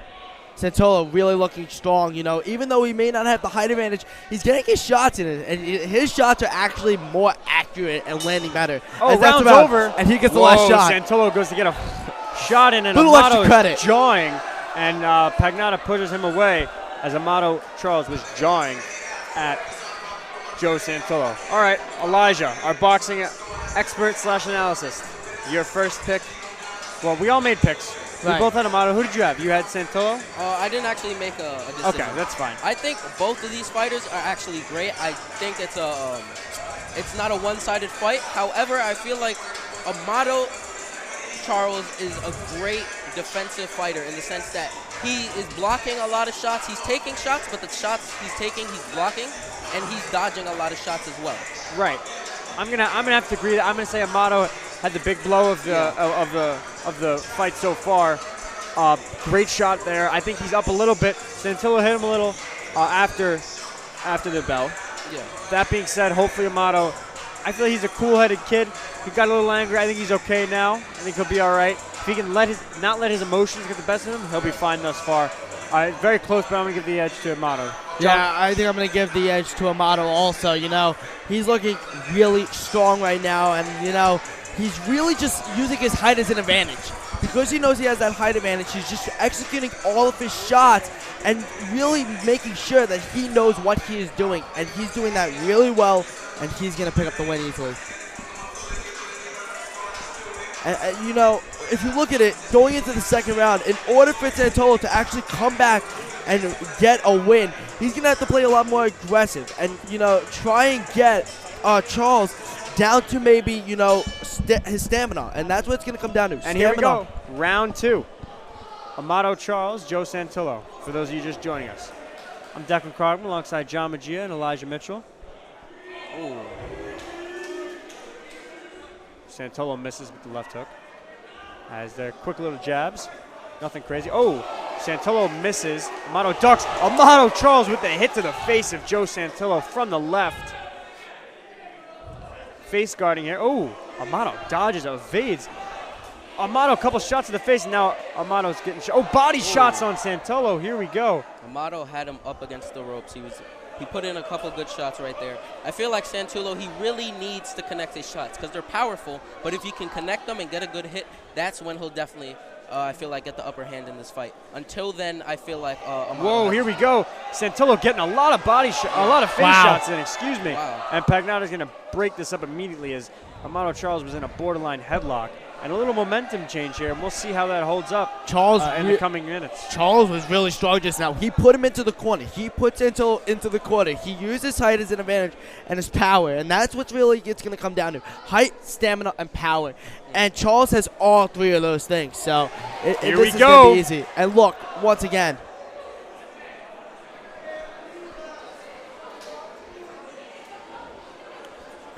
it looks like Charles is controlling the fight. He's the one that's deciding what happens. As look, once again, back into the corner. Whoa, whoa, big shot by Charles. That around right there. As they're both trading equal blows as Amato gets out of there. And so far it looks like the headgear came off. No blood, headgear came off. Headgear came off. Santolo has the strength advantage here, but Amato definitely has the speed, elusiveness. Yeah, definitely the advantage there, and that could come back to lead him to a victory in this fight. Oh, he dodges Santolo again. Oh, Santolo's got him. Oh, and Amato evades, and that's the end of the fight, and Mr. Pagnotta jumps right in and makes sure no extracurricular activities occur. As it looks like we're going into the last round here. Who your advantages go to, boys, and where you think this fight will go. You know, hopefully I go to 500 here, and I'm going to go with Amato Charles. Charles is really strong right now, giving it 200%, not even 100. He's probably the best of the night I'm going to give. You know, I really like the way he's competing right now, and I think this is going to be a very easy decision if he's able to keep it up in the third round. Sure, yeah. I agree there. I'm going to go Amato Charles. I think he's been strong so far. I think he's been fast. I think he's got a little more blows in. I think Joe Santolo might be a little angrier. I think he's more his body's more tension-filled than that of Charles, but we'll see where this fight turns out. I stand by my pick. I stand by my advantage pick. I think Amato Charles so far is winning this one. It's close. It's a close fight. Very violent, but I give a good advantage to Charles here. I'm confident he'll, unless anything drastic changes here. I would expect Santolo to come out firing. If Santolo came out with another knockdown, then maybe he could take this round. But other than that, I think Charles definitely has the chance. Yeah, Charles is going to come out fast, guys. Just watch, because that's what he does every round. He starts off with a quick jab, and then he progressively slows it down and then picks it up again. Just watch when he comes out. This is Charles' momentum boost. It's at the beginning of the third round. As we begin the third round of our fourth match tonight. And here we go, third round. They tap gloves. And watch. Comes out strong once again. Charles is just going with a bunch of hooks. Evading him. Charles with the left hook. Here we go. Whoa, left hook. Charles gets out of it. He's hitting him and leaving. Yeah. And that's a pretty decent tactic against a guy like Santolo who... Oh! Charles gets a big hit in but falls. And Charles is looking for the momentum. He's waking the crowd right now. This place is electric. Santolo's going after the crowd. Yeah. He's really trying to get them excited. Santolo has up against the ropes. Gets out of that situation. And they meet back in the middle. And punches being exchanged to the Inside body. on the body, Santolo on the working the body. Charles goes to the is not face. giving up, though. Charles to the face again. Amazing Charles hooks. getting a lot of Pushes face him shots. up against the ropes.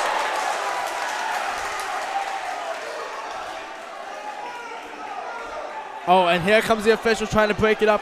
Once again, great officiating by Mr. Pagnotta. I gotta admit, he's been making this place electric. Yeah. He's been doing a And great he literally job. just pumped up the crowd. Yeah. And I can't say I'm surprised by the great deal of With officiating. those uppercuts. Whoa! Whoa! I feel like Charles- Santolo's specialty is those Charles uppercuts. has him on the ropes, and they're going to break that up immediately. Santolo looks tired. Santolo's moving very slowly right now, and we'll see if they're gonna Amato hug can it use up. his speed and his energy to his advantage. Charles is keeping his hands down. I don't know if that's a good idea. Both of them are, actually. That's true. Charles has been landing a lot more headshots than Santolo, and Santolo's been working the body, as he is right now. And they're getting close. Whoa! Charles with the shot. Left hook. Once again, though, Charles is controlling the ropes right now. He's been the one that decides if it goes to the far back or if it goes the closest to us. He's been working the ropes a lot, something you don't see very often in boxing. This fight is so great. I mean, there's random people from outside even looking. Yeah, literally, they stopped by. They were walking, and they're Yeah. looking right now. And that's the end of the fight here. Really good one. Wow. What a fight, ladies and gentlemen. Here's the question. Was that a better fight than the Dieterville-Gonzales That is a very good question. I'm not sure. I feel like in this fight, I feel like it's more an even fight. I feel like both fighters really put in a lot of damage, whereas the Dieterville-Gonzales fight, I feel like it was more on Dieterville's side. This one, I feel like is more up for grabs, and I don't even really know who won this one. And I feel like we'll have to wait it for the looks judges. like the judges are really talking about this. Yeah. It seems like they don't know who they're going to give it to. They're all really conversing, still going. I don't think they're going to have a decision right quick. Undecided?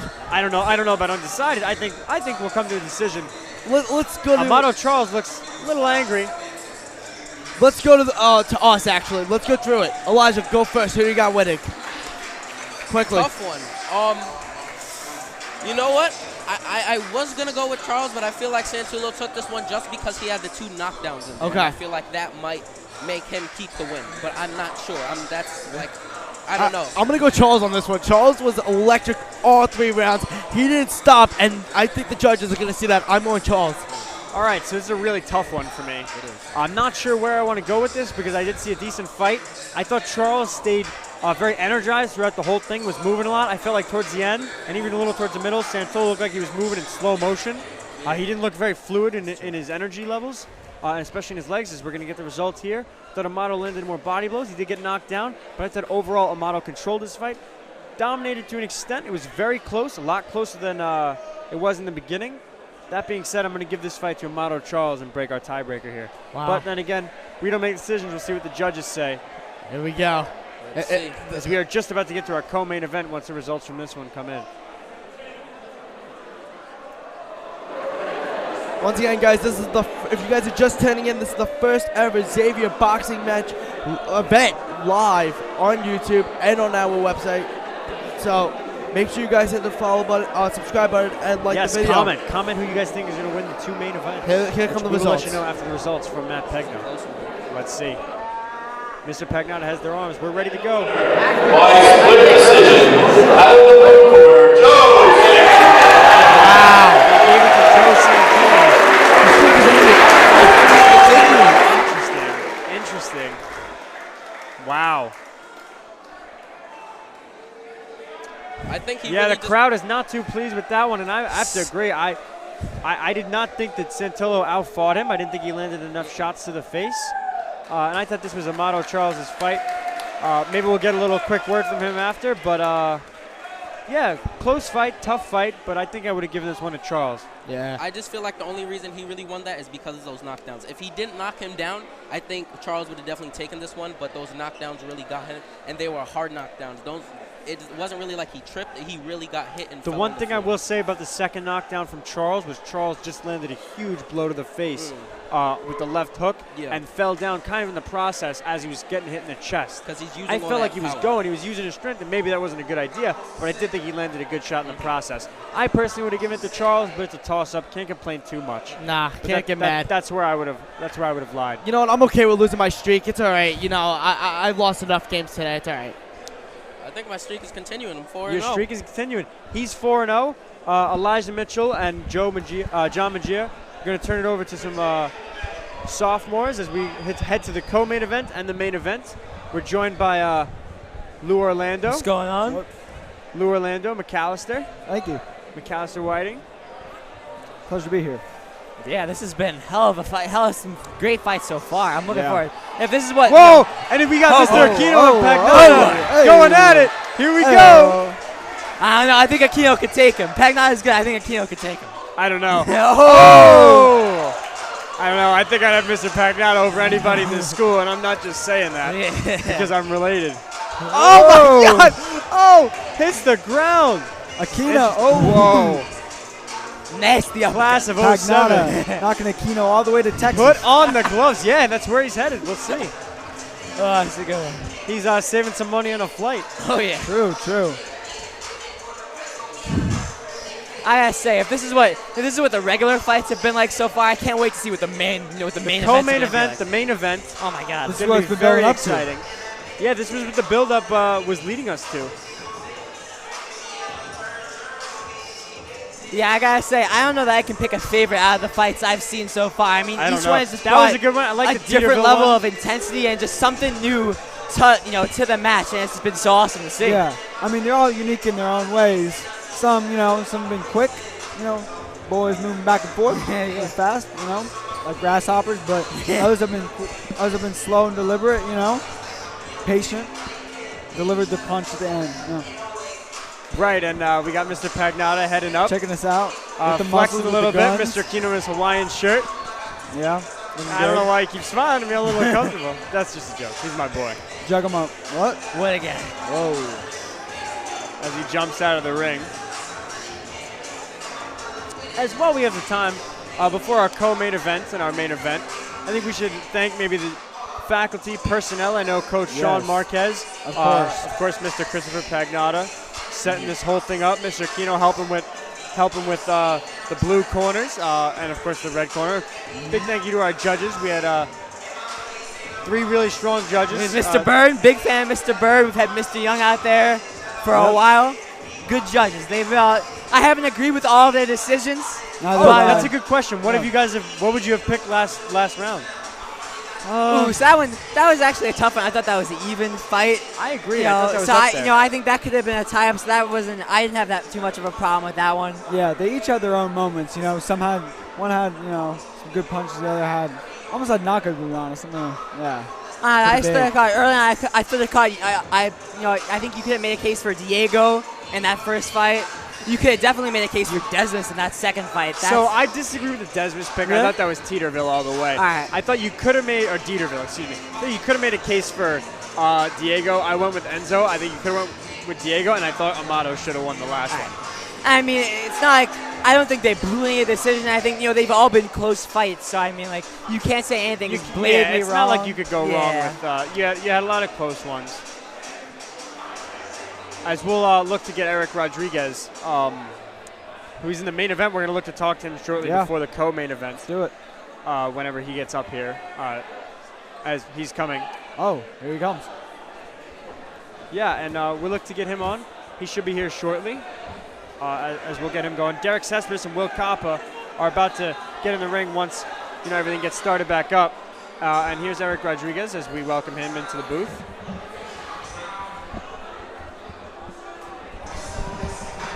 All right, what's up, buddy? How's it going, man? How's it going, Eric? How we living, man? I'm good. Yeah. All right, so you got the main event tonight. You're going against Angelo Bonaventura. Yeah, good friend of mine. Classmate of mine. Yeah, exactly. Good kid. What is your Junior Olympics? Yes, sir. Yeah. I was a competitor in in Lake Placid a couple years ago. Congrats on that, Thank you, man. Appreciate it. Awesome, man. Yeah. Eli Manning hater. I'm not going to get into that. That's my boy. It's all good. Yeah. Of course.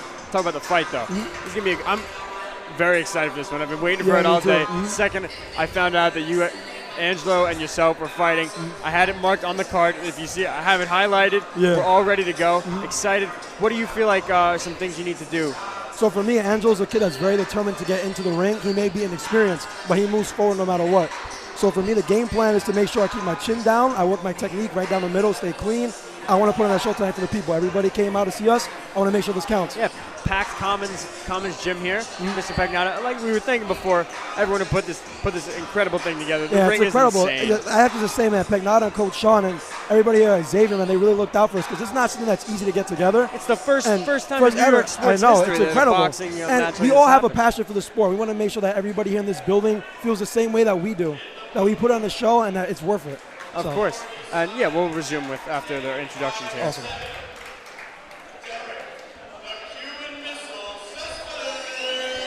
And the Cuban missile, Derek Cespedes, has been introduced right this second here. So Eric, how good does it feel to, after all the work you put in this entire year, to see it all pay off in this spectacle? I never imagined, because since my freshman year, I've been asking Pagnotta for a while, let's make this happen. But I never realized for 4 years, this whole time, it's never been done. Yeah. So it's much harder to get this done than I was saying it was. and they made it happen. It came to fruition, and it's like a dream come true because I've always wanted to show people here the work that I put into the sport, and I want to make sure everybody enjoys it. Of course. You put in a ton of work. The entire club, coaches. I mean, this is a hell of a setup. I walked into the Commons around 5th period. I was, my eyes were wide open. I was shocked. Oh, yeah, it's beautiful. This is actually the Copa. same ring that they use in the Golden Gloves. Wow. Yeah, it's the same exact one as you see the Barclays Center. As Will Copa is getting in the ring. This could be a good one. Before we let you go, is this something you feel you're honored to participate in? Is this could be, possibly a generational thing? You can see this every year. I definitely want to say one thing for sure is that the kids that come to this club and I work every day, put their heart and soul into this, just like any other sport, football, rugby, whatever. Everybody's been supporting us since day one, which I appreciate nonstop. The kids in the club do, and we just wanted to come out here and make sure that everybody enjoys. So thank you guys so much. Eric, thank you so much. I appreciate it, of course. Good luck tonight, buddy. Definitely. Thank you, man. And I'll catch you later. All right, here we go. As our co-main event, Derek Cespedes, Will Copa, underway. Gloves are touched, and here we go. Here from the Xavier Commons. And, this is the co-main event, so, we should expect some good stuff. Oh, and here we go. We already got some pleasant quick start. A lot of quick punches in there. All right, quickly, guys. Who are we going with? Lou, McAllister, and then myself. I'm going to go with, this is nothing based off skill. Will Copa, I know him a little bit better, so, I like to go for the little guy sometimes. I think he's going to win. What's your pick? Derek Cespedes, I got to go with him. I got to disagree with you, Lou. I mean, listen, this guy looks like he could pack in. Oh, here we go. Cespedes takes a shot. All right, so my pick, I'm not really too sure at the moment. Yeah, I've only seen a little bit of these guys. I'm kind of indecisive, yeah. I'm going to go with Derek Cespedes here, only because I feel like he's got brute strength, and he could use that to his advantage. I think it's going to be closer than the naked eye would imagine. Oh, yeah, no. Oh, they're both landing some shots. Will Copa fight. Copa moves fast, and you could tell from the first 30 seconds of this fight. And he's definitely a tough kid. Size, that's not going to phase him. He's going to battle through this. It's not going to be a problem. I don't even think that's a question in his mind. I don't think he's too worried about. I don't think anyone of us are too worried about his determination. And the fact that he's in the co-main event, that just shows he's got still, he's more than his size. He's going to be able. This is a good fight. This is going to match up well.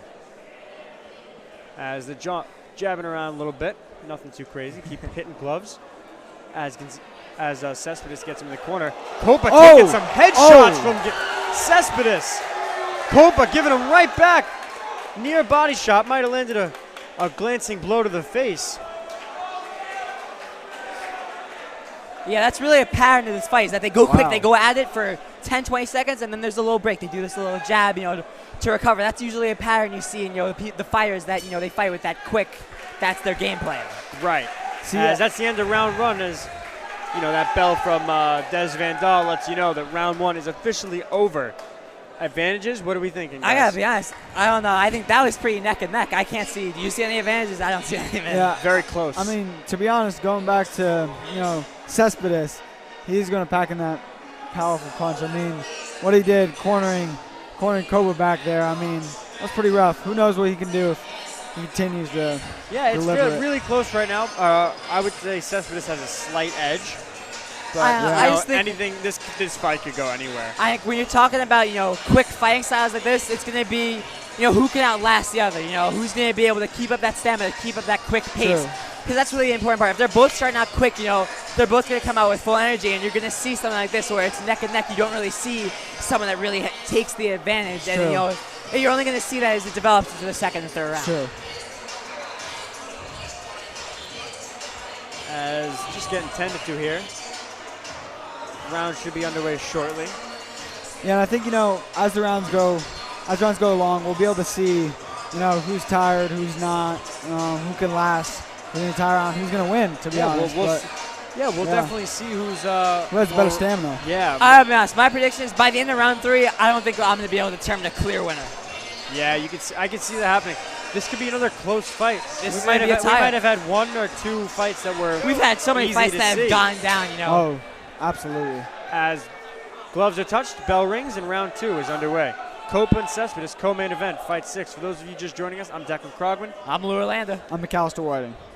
And here we go as big shots are being exchanged here. A flurry of punches. Wow. From both sides.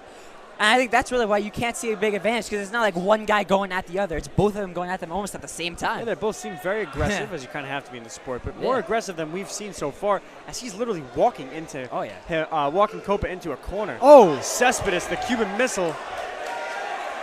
And, one of the things you notice about this fight is Pagnotta, who's ref in this game, he doesn't have a need to, separate them. They're playing a good, enjoying this. clean fight. He's enjoying this. You can see the look on his face. You can He tell, is enjoying they're this. more experienced fighters. They know how to handle themselves, professionally, and they know how to fight, without, getting a little too handsy and, making the ref interfere. It's true. Whoa. And that just has to get separated quickly. Yeah. Backing them up.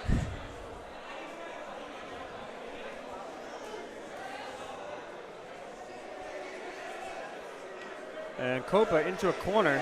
Oh, and now it got big. Wow. It was silent for a quick blood. second there. Whoa, Copa just misses the left hook. Took a vicious free swing in Javi Baez type. And I gotta see, we talked about the fight developing in the second and third rounds. I think we start to see Cespedes pulling away a little bit. He's starting to gain an advantage.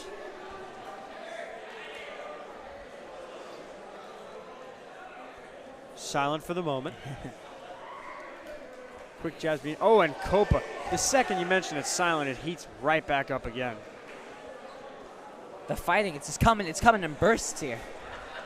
I feel like Cespedes is doing a great job of working Copa into the corner. Exactly, yeah. And really, without even hitting him, getting him into the corner immediately. Yeah. He's just walking to him. He's literally just walking into each. I think he's hit each quadrant so far. And he's such a big kid. He walks toward you, you're going to walk back. That's just what's going to happen. Naturally. Or walk. That's, or run. I think away. you got to give that. You got to commend Cespedes on, he's going to use his body. He's going to impose his physical strength. And that helped him gain the advantage in that second round. Absolutely. Yeah, I think something too to mention is that Cespedes and Copa, there's sometimes where they're going back and forth, really fast, but then other times they're kind of just pacing themselves. They're kind of trying to see what's going on here. But it's a very, very back and forth fight between them. I think you talk about the first round, right? The punches were going back and forth. It was like they weren't even hitting each other one at a time. They were hitting each other at the same time. Literally. And they're in that literally at the same time. And they're in that second round. We start to see ones where, Copa was forced to just kind of huddle up, and, Cespedes would just lay some hits on him. And I think that's why Cespedes kind of gains the advantage there. It's because, it wasn't as, it wasn't the same equal fighting that we saw. The second round was really interesting because it was a very quiet round. I don't think really anyone connected on anything in the last 20 seconds, if they even threw any punches. No. It seems like Cespedes was more on the defensive as that round closed out. I would expect Copa to really let Cespedes, who is a much bigger individual, sort of maybe get him off his balance. Instead of backing up into the corner, maybe back into the side and then coming at him from a different angle. And, you talk about the last 20 seconds silent, right? You're talking about he's walking Copa back without even punching him. I think that's a big part of his game plan. We should look to see him execute that again. Yeah. I was thinking, too, something to mention is that Cespedes, he's looking a little bit more tired. I mean, who knows what's going to happen in this bigger third guy. round. Yeah, no, absolutely. I mean, who knows what's going to happen in this third round. He could. I mean, he's not going to, he won't have to worry about getting tired if he can just walk, Copa into corners. That's true. Which is what he was able to do in the second round. Last round of the co-main event. Pagnotta bringing everyone together.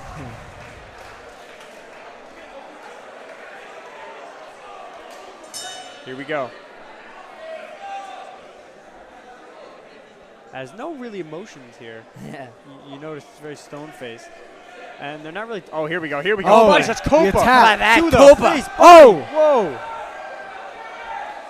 Copa gave Cespedes a little of his own medicine. He backing came him out up. on the aggressive, and that was the difference between the second round and the third round. Is that Copa came out, he just went at it. Copa's done playing conservative, done trying to play smart. He wants to just go at him and get some points and secure the bag, secure the victory here. And he could be just doing that. Hey, even though we said Cespedes had the advantage in the second round, this fight is by no means over, and Copa's showing he can take this game back.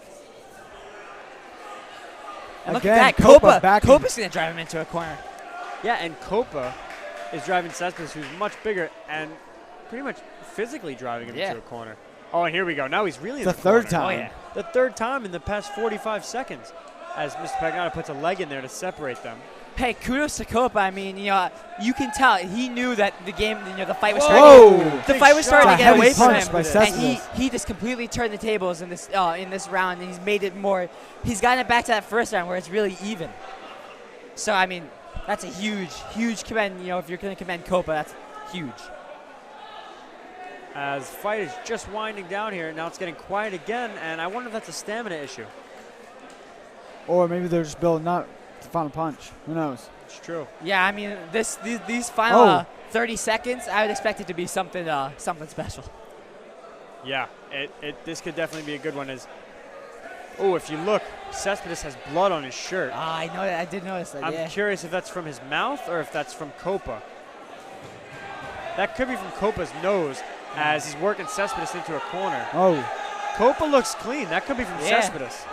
Yeah, I think it is from Cespedes. I mean, they're both as Pagnotta jumps in. And is that coming from Cespedes' mouth? I think so. Or maybe even above his lip. The man's tired, to be honest. He's got a laceration right below his nose, above his, right in his upper lip there. Oh, yeah, he's bleeding. Yeah. Oh, that's the end of the fight. Yeah. Getting it out. And I think he got that from Copa's flurry right in the beginning of that third round. Yeah. Yeah. Copa got some hits in there. I think he is cut. He is cut. Yeah. Wow. Interesting. Oh, he's got a nice gash below his left eye. Oh, wow. Hey, that was a hell of a fight. That was a hell of a fight. Interesting. I don't know if I could pick a winner because, Cespedes executed his game plan, so you could, he battled that entire fight, but at the same time, you could say Copa battled back. He was down, he came back, and, he made the game neck and neck. So I'm not even going to try and predict this one because I have no idea. Yeah, now we're just going to have to see. You got to pick the coach pick. I don't know. Probably, I'd say Cespedes. Yeah, in my gut, if I had to pick one, I would go with Cespedes. This is definitely, I think, going to be a split decision, though. Yeah, I don't really have a pick here. Yeah. I thought Cespedes might have went. I think Cespedes won the first round. Yeah, I think they kind of tied the second round because they didn't really do anything. But I thought Copa won the third round, much. and that could win it for him. I think it's either a split decision or it could go to Copa. I'm going split though. Whoa. Wow. We were wrong about this one.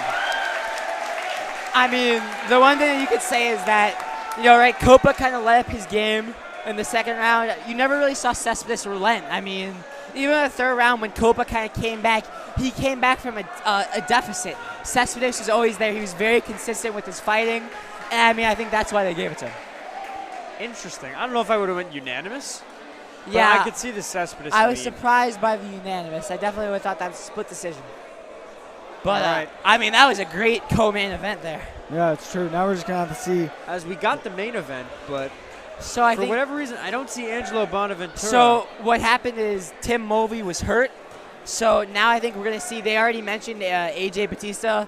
He was going to replace Tim Mulvey. So I think we're going to see, it should be AJ Batista versus Bernardo Yola. So that should split up the main events here. Interesting now.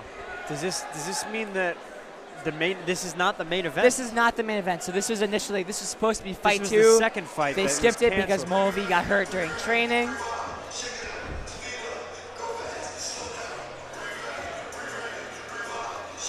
So this should be interesting to see. I knew Tim Mulvey was injured and that Mr. Pagnotta was really searching for a replacement earlier. He was pulling kids literally out of the hallway from the boxing club. But not guys who were prepared to AJ fight. Batista, I mean, he's probably as good a replacement as any. I've played football with him. I think he's on the rugby team. He's a tough kid. He's an athlete. So, he's going to bring something to the table that I think is going to make this fight interesting. Definitely. Yeah, it's going to be an interesting fight here. Bernard Yola, if that is the fight, as we're getting word from this fight on.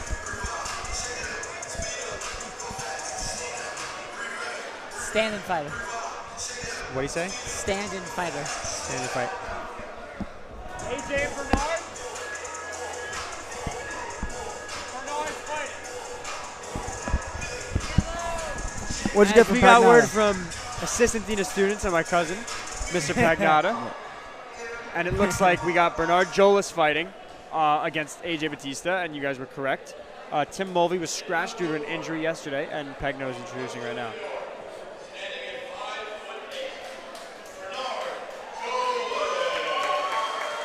And Bernard Yola standing at 5'8".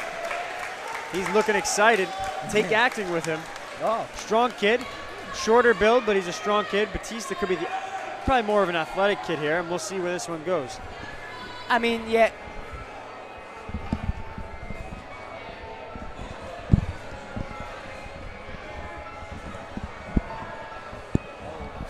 Yeah, you talked about AJ, right? He's definitely he's on a bit of the leaner side. When he was on football, he played cornerback, but I think it's always fun to see the football kids and the rugby kids when they box. 'Cause I think, to play those sports, especially to start those sports, you really have to have a level of intensity. Yeah. So I like to see what they bring to the rink. Here's our Sports stand-in coming fighter, together. AJ Batista, but by no means is he an underdog in this fight. Nope. As it can be very close. Lou McAllister and myself go in that order. Your picks. You know what? I don't know if this is my pick, but I would love to see AJ Batista win. As a stand-in, I think that would be that'd just be something great to see. What a comeback story. In Yeah. a way. To be honest, I gotta go with Bernardo Yola. I mean, the guy's in my global class. The guy, showing that he's a hard worker in the classroom, and he's probably a hard worker on the mat as well. I mean, I'm gonna have to go with him probably just for his agility. And, looks like he has the potential. I know AJ Batista, and confidence for him is not a problem. He's gonna Whoa, fight. is He by no shot. means thinks he's an underdog. He thinks the fact that he's gonna. I'm gonna go AJ. I'm gonna go with the more tall and lean figure. I'm gonna go AJ Batista here for the fight. But Bernard is physical and he's coming out strong so far. And let's see. His confidence is second to none. And he's coming out really here. hitting him. Oh. Batista hitting him hard.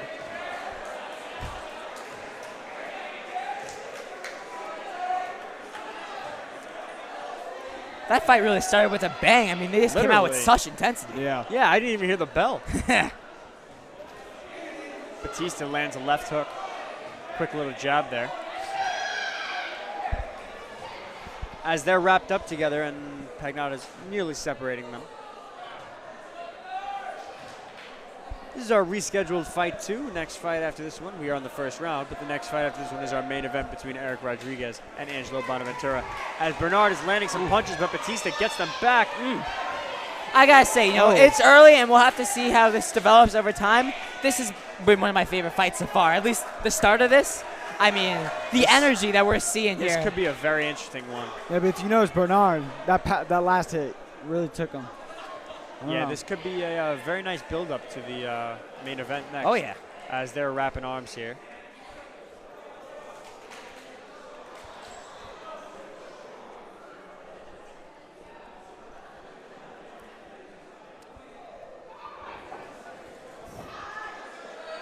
As looks like Batista's chin strap.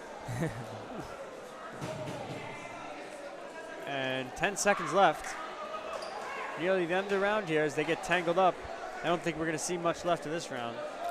Yeah, this kind of that's the fight kind of low to a standstill. I mean, they came out really strong. I think the last 30 seconds of that, I think they were recovering. They spent a lot of energy in those first 2 minutes. Yes, as that was the end of the first round of rescheduled fight 2, the equivalent to fight 6 at the moment, or fight 6. So what are your first takes on the fight here? I think AJ kind of got the upper hand there, but what did you see out there? I'd have to agree. I'm going to go AJ Batista so far. I think he's coming with a little more calculated punches. I think Jolas is kind of trying to use. He's a pretty built kid, especially for his height. He's pretty built. So he's definitely calculating his punch. Well, sorry, not calculating his punches and swinging a little freely, moving around a little too much, and he's getting hit in the face a little more.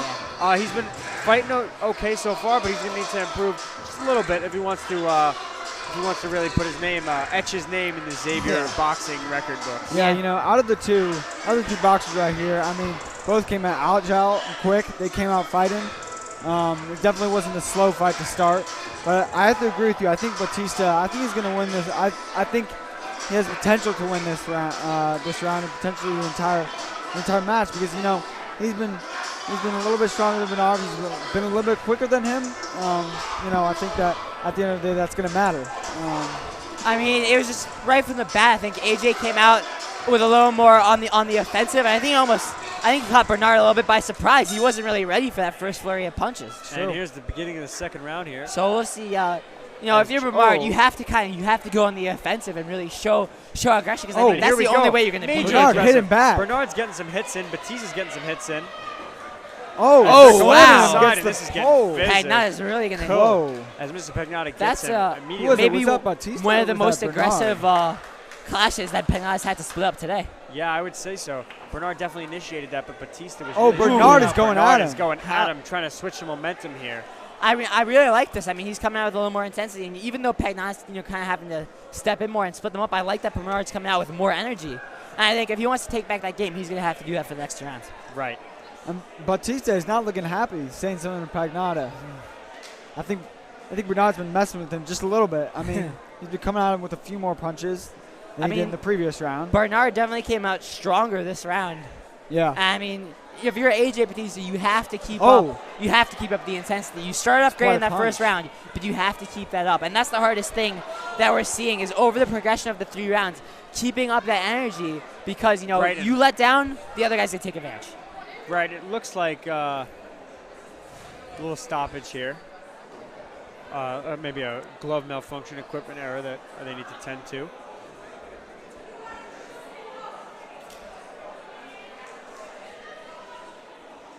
Fighting resumes. Right at it. Batista looking like he's a little flustered here. I don't know if he's got a shoulder injury as he rotates that shoulder. Definitely think his headgear looked a little loose. You mentioned his chin strap was undone in the first round. He adjusted there in the second.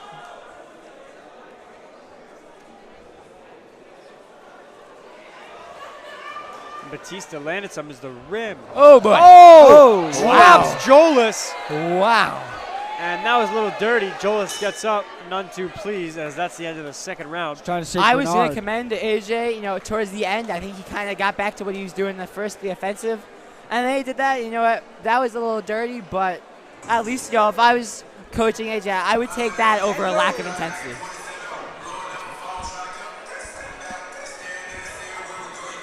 All right, guys, we're just about to get into the third.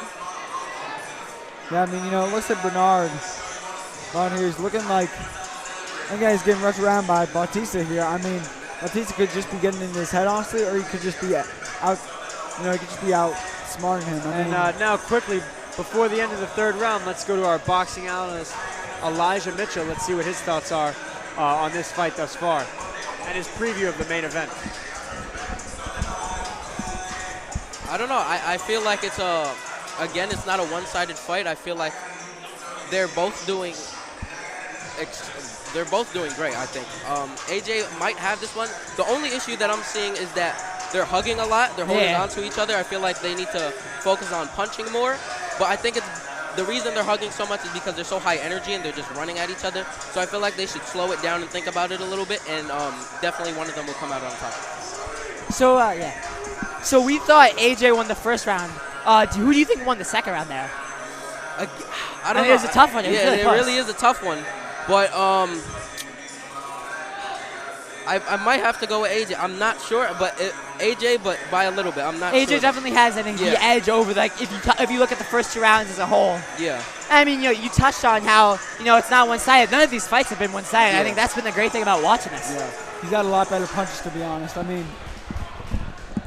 All right, that was our boxing analyst, Elijah Mitchell. We thank him very much for his wonderful insight. That's some very well-spoken analysis. Really? This kid knows what he's saying. Yeah. As they get tangled up, tensions flying. And throwing him around get him over again. for the basketball games. Wow. Wow. And here we go. They are really getting at each other. Here we go. This has turned into a really physical match. Wow. He touched on the hug fest. They're really. I'm really starting to see that a lot more. Continuing that trend. And this is definitely not loving embraces. Yeah, wrestling coach Mr. Joseph Guglielmo may not be in the building because he's out on paternity leave, but it seems like the wrestling he would like what you see. There is wrestling in the building. He would. Get the mats out. That's what I want to see. I'll say it. It's kind of been. This has been a weird fight to call thus far. Definitely high-packed, high energy, and a lot of intensity. I think, what I'm noticing and here emotions. is a little less focus on technique and a a more focus on just making contact. On actually trying to drop somebody no matter how you have to do it, legal or not. And whoa. It's almost looking like a slap fest to an extent. That's true. When they punch, I've noticed that they don't just punch, with their arm. They're punching with the entire body. Right. Batista has been throwing his entire body onto Bernard. He's kind of trying to push him onto the ring. It honestly looks like something you would stumble upon World Star and find. Batista loses his Mouthpiece. And, especially, you're talking about AJ using his whole body. That might be an effort. Bernard's not that much bigger than him, but he's a little bigger than him, so maybe that's, AJ doing a little bit to make up for the small difference in size. Yeah, I mean, it may seem to be working out. Really. Batista. Throw some punches, and Batista's getting Jolas. Jolas coming back. Jolas is angry. Wow. And that's the end of the fight. Very physical fight. Wow. That was definitely quite a different fight than what we've seen. Yeah. Thus far. I could be wrong. Is this the most clear-cut winner that we've seen so far? I don't know. I would have to go Batista. Right. That's what we're going with. I think as well. you talk about Batista, even though Bernard kind of came back in that second round, Batista won the first round, and he definitely won the third round. So, I mean, I'd be surprised. I think this is going to be a unanimous Batista win, and I'd be surprised if it wasn't. Bernard fought hard, but I'd have to agree. He definitely fought hard, but I think Batista just came out with a little bit more energy. And, he thought he was dirty. Whether or not he thought he was dirty, he was a little more physical in that game. Stand-down fighter, AJ Batista. Yeah, whether you thought he was dirty or not, it was a dirty fight. It definitely wasn't a clean or a fair one. True. But I think Batista came out on top there. As Yeah, we are near our main event, just shortly we hear the results from this one. But then we'll get our main event, what you pay the price of admission for. Yeah. Junior Olympian Eric Rodriguez, who we just had in the booth before, and junior Angelo Bonaventura. Yeah, we'll preview that in a bit. But going back to this one, I would think, AJ.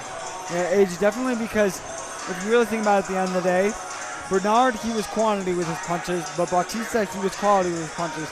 He really tried to hit it hard to Bernard, and, look what happened. It reminded me a little bit more of the Desmos Trevor fight, where we saw a little bit more dirty fighting in that fight, too. It's true. And, I mean, there was less of it, but there was less of it in this fight, but it was more over the top. Like when AJ almost tackled the kid, Yeah, like it was crazy. more blatant when he did it. Like, He is a football player. He is, He was talking to me earlier this week. That against was his Fordham, primary he sport. picked up a running back and kind of dropped him to the ground. So that was, I think maybe that was what he was going for there. Yeah, it seemed like he was trying to do just that. Now we're about As to our announce the referee, winner. Mr. Pagnotta, is grabbing arms of both gentlemen in the fight today. We direct your attention to Matt Pagno. Ooh. Split. Wow.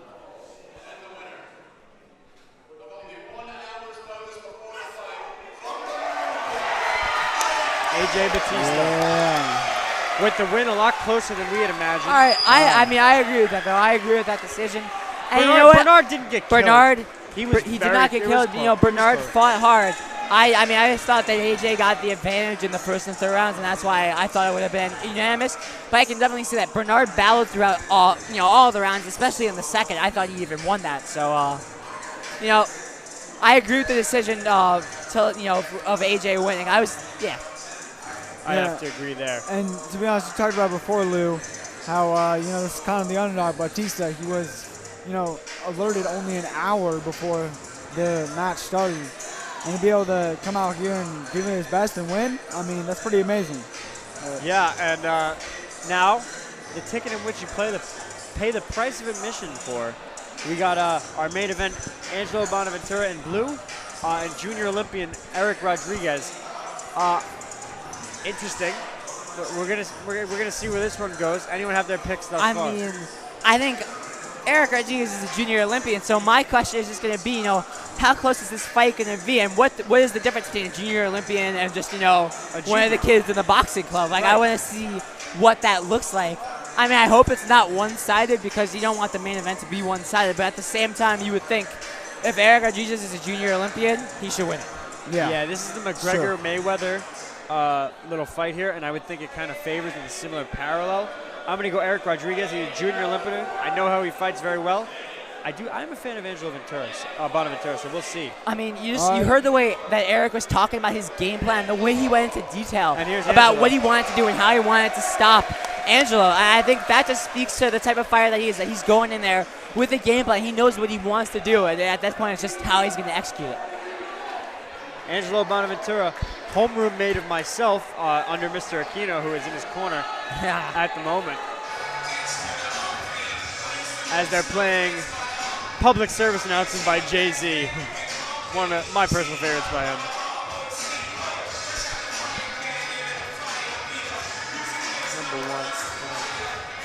dig it. I dig the music. Dig the I do music. too.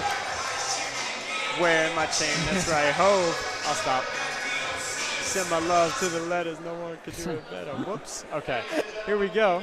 Gotta keep it light here. It's a main event. Yeah, it's true. Gotta bring some humor to this. Main That's event, what, baby. that's what we're here for. We're here to make this entertaining. Make this entertaining. I don't know what's gonna get more entertaining than the main event, but I hope that did a quarter of justice. Straight out of New York City.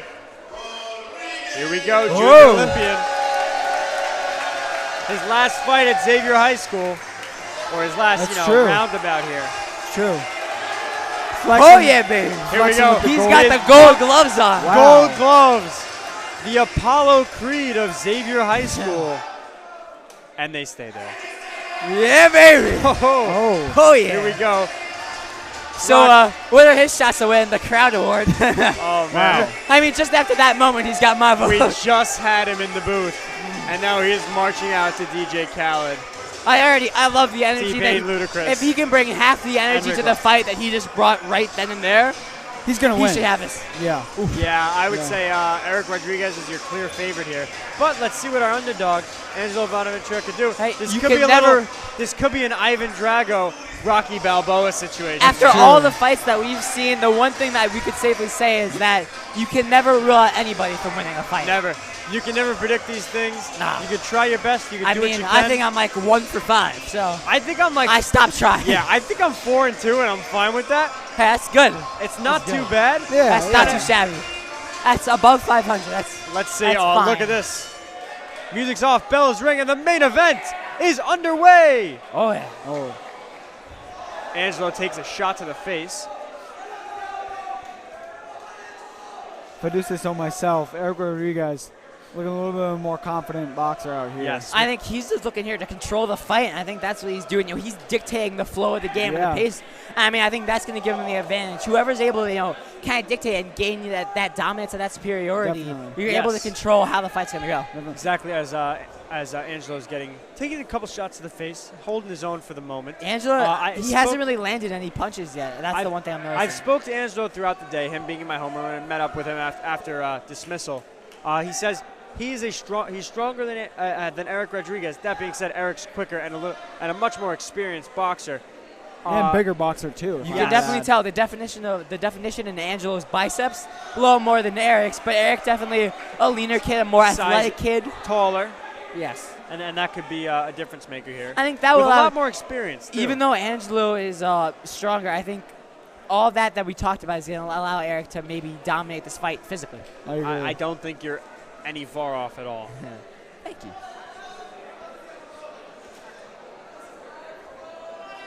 And Rodriguez backing Angelo into the corner, sporting a title sticker on his helmet. Oh, as Angelo literally hits the title sticker on his face guard. Well, here we go. Angelo holding his own so far. Looking to perform a major upset, in the words of himself. Whoa! Oh, wow. Here we go. And that's not a shot at Angelo. When you talk about a major upset, he's going against a junior Olympian, right? So if he's able to win that, I mean, that would just be a huge accomplishment for Angelo. And if he loses this, I mean, I don't think you can't really take it away from the kid. You can't go, he didn't perform. He's fighting someone you can make the cases on a completely different level. End of the first round. That's the end of the first round, and pretty close. Nothing too out of. I mean, I think Eric obviously takes the advantage. It's not surprising. He landed more hits. He was able. We talked about him dictating the flow. Yeah. But I mean, Angelo's still in this. He's not it's not a blowout by any means. Oh boy. As Old Town Road is blasting over the speakers. Lil Nas X. Not the Billy Ray Cyrus version. No, sadly not. He's take back on that. He's good on that. I'm not gonna lie. Yeah, it's true. Oh, and our boy Eric Rodriguez is feeling himself right now. He's got a little bit of swagger to him. I like it. I dig it. Yeah. The gold gloves, the moves. I love it. I love all of it. That's the one thing missing from this place. A horse. We can make it work. Yes. Crazier things have happened. We'll have Lil Nas X and whoever just won the Kentucky Derby to come in. And round 2 underway. Angelo saved himself a little at the end of that round, but Eric Still has a supreme advantage thus far. I think Enzo's already off to a better start. He landed a few punches there. I mean, he didn't take a huge advantage right there, but I mean, just the fact that he's starting to land punches, I think. He just landed another one. Yeah. It's a noticeable improvement from the first round. He's definitely holding his own. Hugging it out. Hugging it out for the first time. Whoa, Angelo takes a... Oh! Took a few shots to the head there. Jabs to the face. But didn't seem to phase him. Something I've kind of noticed about Eric Rodriguez is that, when it comes to Angelo Bonaventura, he's kind of been doing a little bit just light punches to start with, and then he finishes it off with a huge punch at the end. I mean, yeah, he's baiting him a little bit just to get him to maybe swing, and then he clocks him. Yeah, that seems to be his. We really haven't seen that many huge punches. Whoa, and Angelo lands a huge right hook. As I say that, to of course side it of happens. The face. He's going for more. I think that's what we're seeing. We're seeing Eric make a lot of contact, and he's starting to make a little more harder contact there. Now he's using a little more in the beginning, strength. he was Eric jabbing a little more. Place. Yeah. Now we're definitely seeing Eric use a bit more force. I mean, it's so quick to it. It must be so hard to defend. I've never been in a boxing ring before, but that's got to be so hard to defend. That's true. That's true. Oh. Whoa. Looks like he's going in for sound the glove made when they both contact each other. Looks like he's ready to go in for the attack. See? The light taps. Hold on. Oh.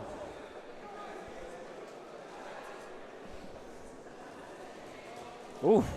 Wow. Here we go. The kid. I was talking about the kid. As end of round 2. One more round here at Xavier High School as we let that one play out. Yeah. No. I think that was a much more even round there. Yeah. We saw Angelo kind of come back and landed a few more punches. We talked about landed some hard punches. We talked about that one heavy hit that he got on Eric. So, that's huge. You commend Angelo. That was the round to commend him for. He came back. I mean, it's got to be intimidating to fight Eric, and for him to come back on that second round, that's huge. He's giving it his all. Eric pumping up the crowd. It's starting to work. Everyone's getting excited here. Yeah. Eric has an advantage, but this fight is all but over. Yeah, it's true. I mean, if there's anything we've learned for the past 6 fights, the match can go basically either way. I mean, we've had some upsets, and I gotta say, the one thing I'm most sure about is that I think Eric's gonna win the crowd award. That's true. He already has. I mean, yeah. It's not even finished. He Here seems we go. to rile up the crowd so the well. last 2 minutes, last round of the night. Here we go. It's been a fun Main night. event. I'm sad for it to end, but if this is I'm this is how it's excited gonna to take end, this. I'm happy And with this. I'll both take guys this. are coming out aggressive. Oh boy. Rodriguez is looking to deliver the final punch. Whoa, Angelo. And the hug season as Rodriguez looks at Pagnotta to stop that.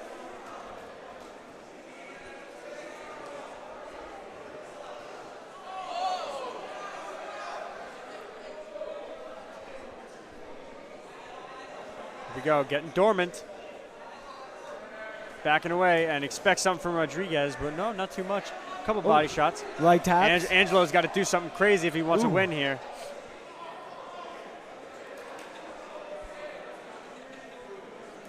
I think Angelo needs to do a little more if he. We're seeing Angelo start to tire here, and that's Eric the difference. is coming between in. Eric does not look phased at all. He doesn't look tired. I mean, you He start looks to like he was actually conserving his energy for Yeah. this. Yeah, And he you looks like he could see- fight like 6 more. I think 6 more boxers. Angelo I had to mean, use a lot of his energy just to keep up with Eric. I think we're starting to see that show. You can tell he looks tired. He looks like all of his energy has been drained. I think that's really the big difference between these two fighters. Body So shots that's as the Angelo end. gets him off. Angelo's going to have to throw a fierce right hook and just knock him off his rocker here. And he almost connected a little far off, but he had the right idea there. Just up against the ropes. I think the game plan right now for Eric, and what we're seeing him do is just, hit him. It doesn't have to be hard. Just hit him. He's already tired. Just keep coming at him. Yeah, he's going for the body. He hasn't really gone Yeah. for the face as much. Just keep going for the body. Oh, wow. Hey, What a his punch. body's aching right now. His body is tired. He doesn't have, Angelo doesn't have really any to just keep hitting him there. He's not gonna be able to block it. Angelo's getting a Oh, little another tired. hit.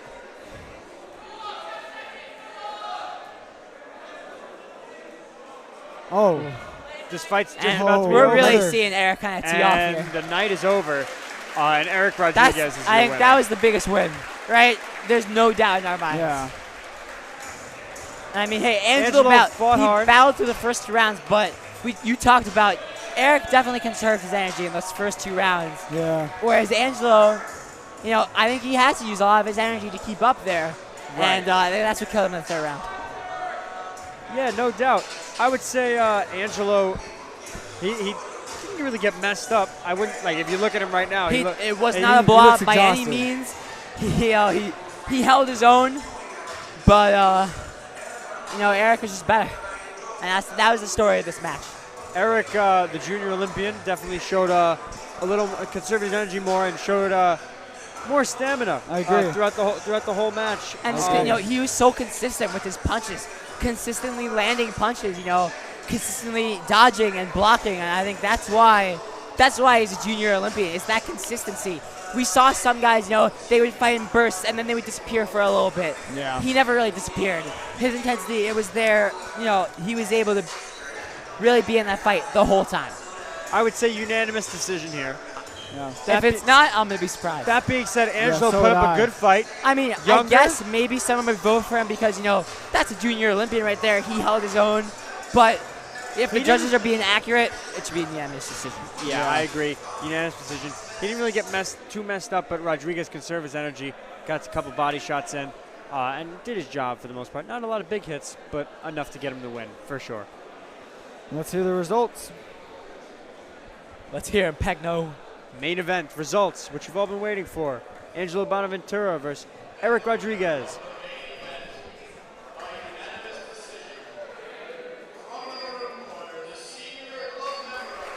And it's Eric Rodriguez here with the main There's event. no doubt in our mind. Main event winner, Eric Rodriguez, as we are wrapping up. That was a great fight and a great display of the It stuff. was amazing. As we have our little award ceremony, the gold boxing glove chain given out by Mr. Pagnotta, boxing coach, to Eric Rodriguez. Junior Olympian Eric Rodriguez, we wish him the best of luck in college. And here's Mr. Pagnotta. And thank you, Mr. Bernardo. Big shout out to all the faculty staff who put together the ring. Yes, thank brought you. that in, put together this whole event.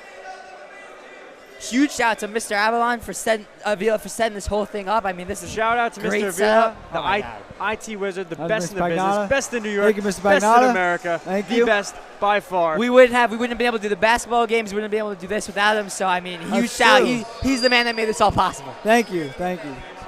Oh yeah. And oh yeah, baby. anyone who is interested in IT, interested in tech, that's the guy you want to follow. Oh, yeah. That's the guy. That's the level you want to get on. Oh, yeah. It Anyway, is. like I said, big thanks to everyone who supported us today. Big thanks to all you viewers for the live stream. As we got Mr. Pagnotta speaking. Hold up. Should we wait for the crowd? Are they going to do the crowd award? Crowd award. You gotta stay for that, and I think then we'll sign off. Gotta have a crowd to have the crowd award. Yeah. That is true. A bunch of people left after that fight.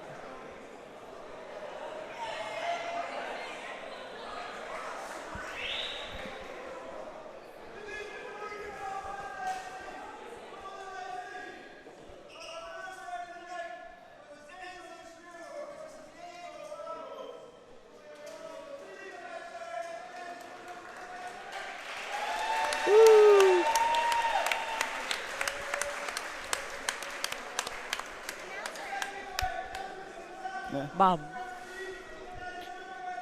what are you doing?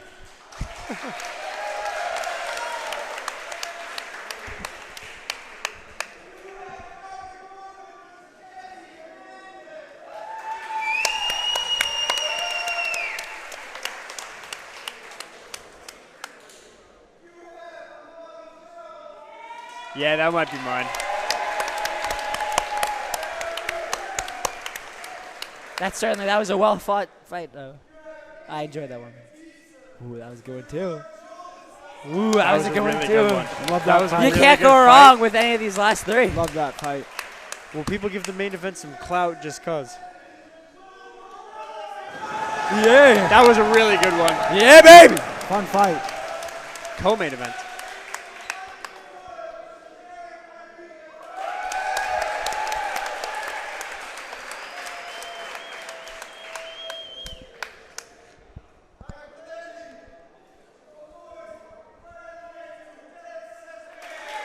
Yeah! I agree. I'd have to go with the Cuban Missile versus A lot of Will Cobra. intensity tonight.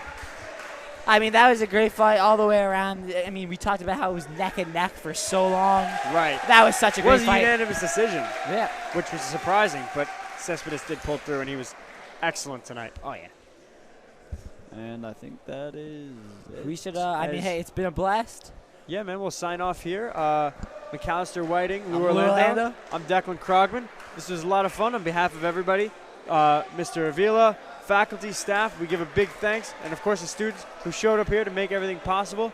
Thank you all very much. We'll catch you guys next time on the next live stream, whatever that may be. Yeah. KVN out. Take care. All right. Good job, guys. Good job. Hello?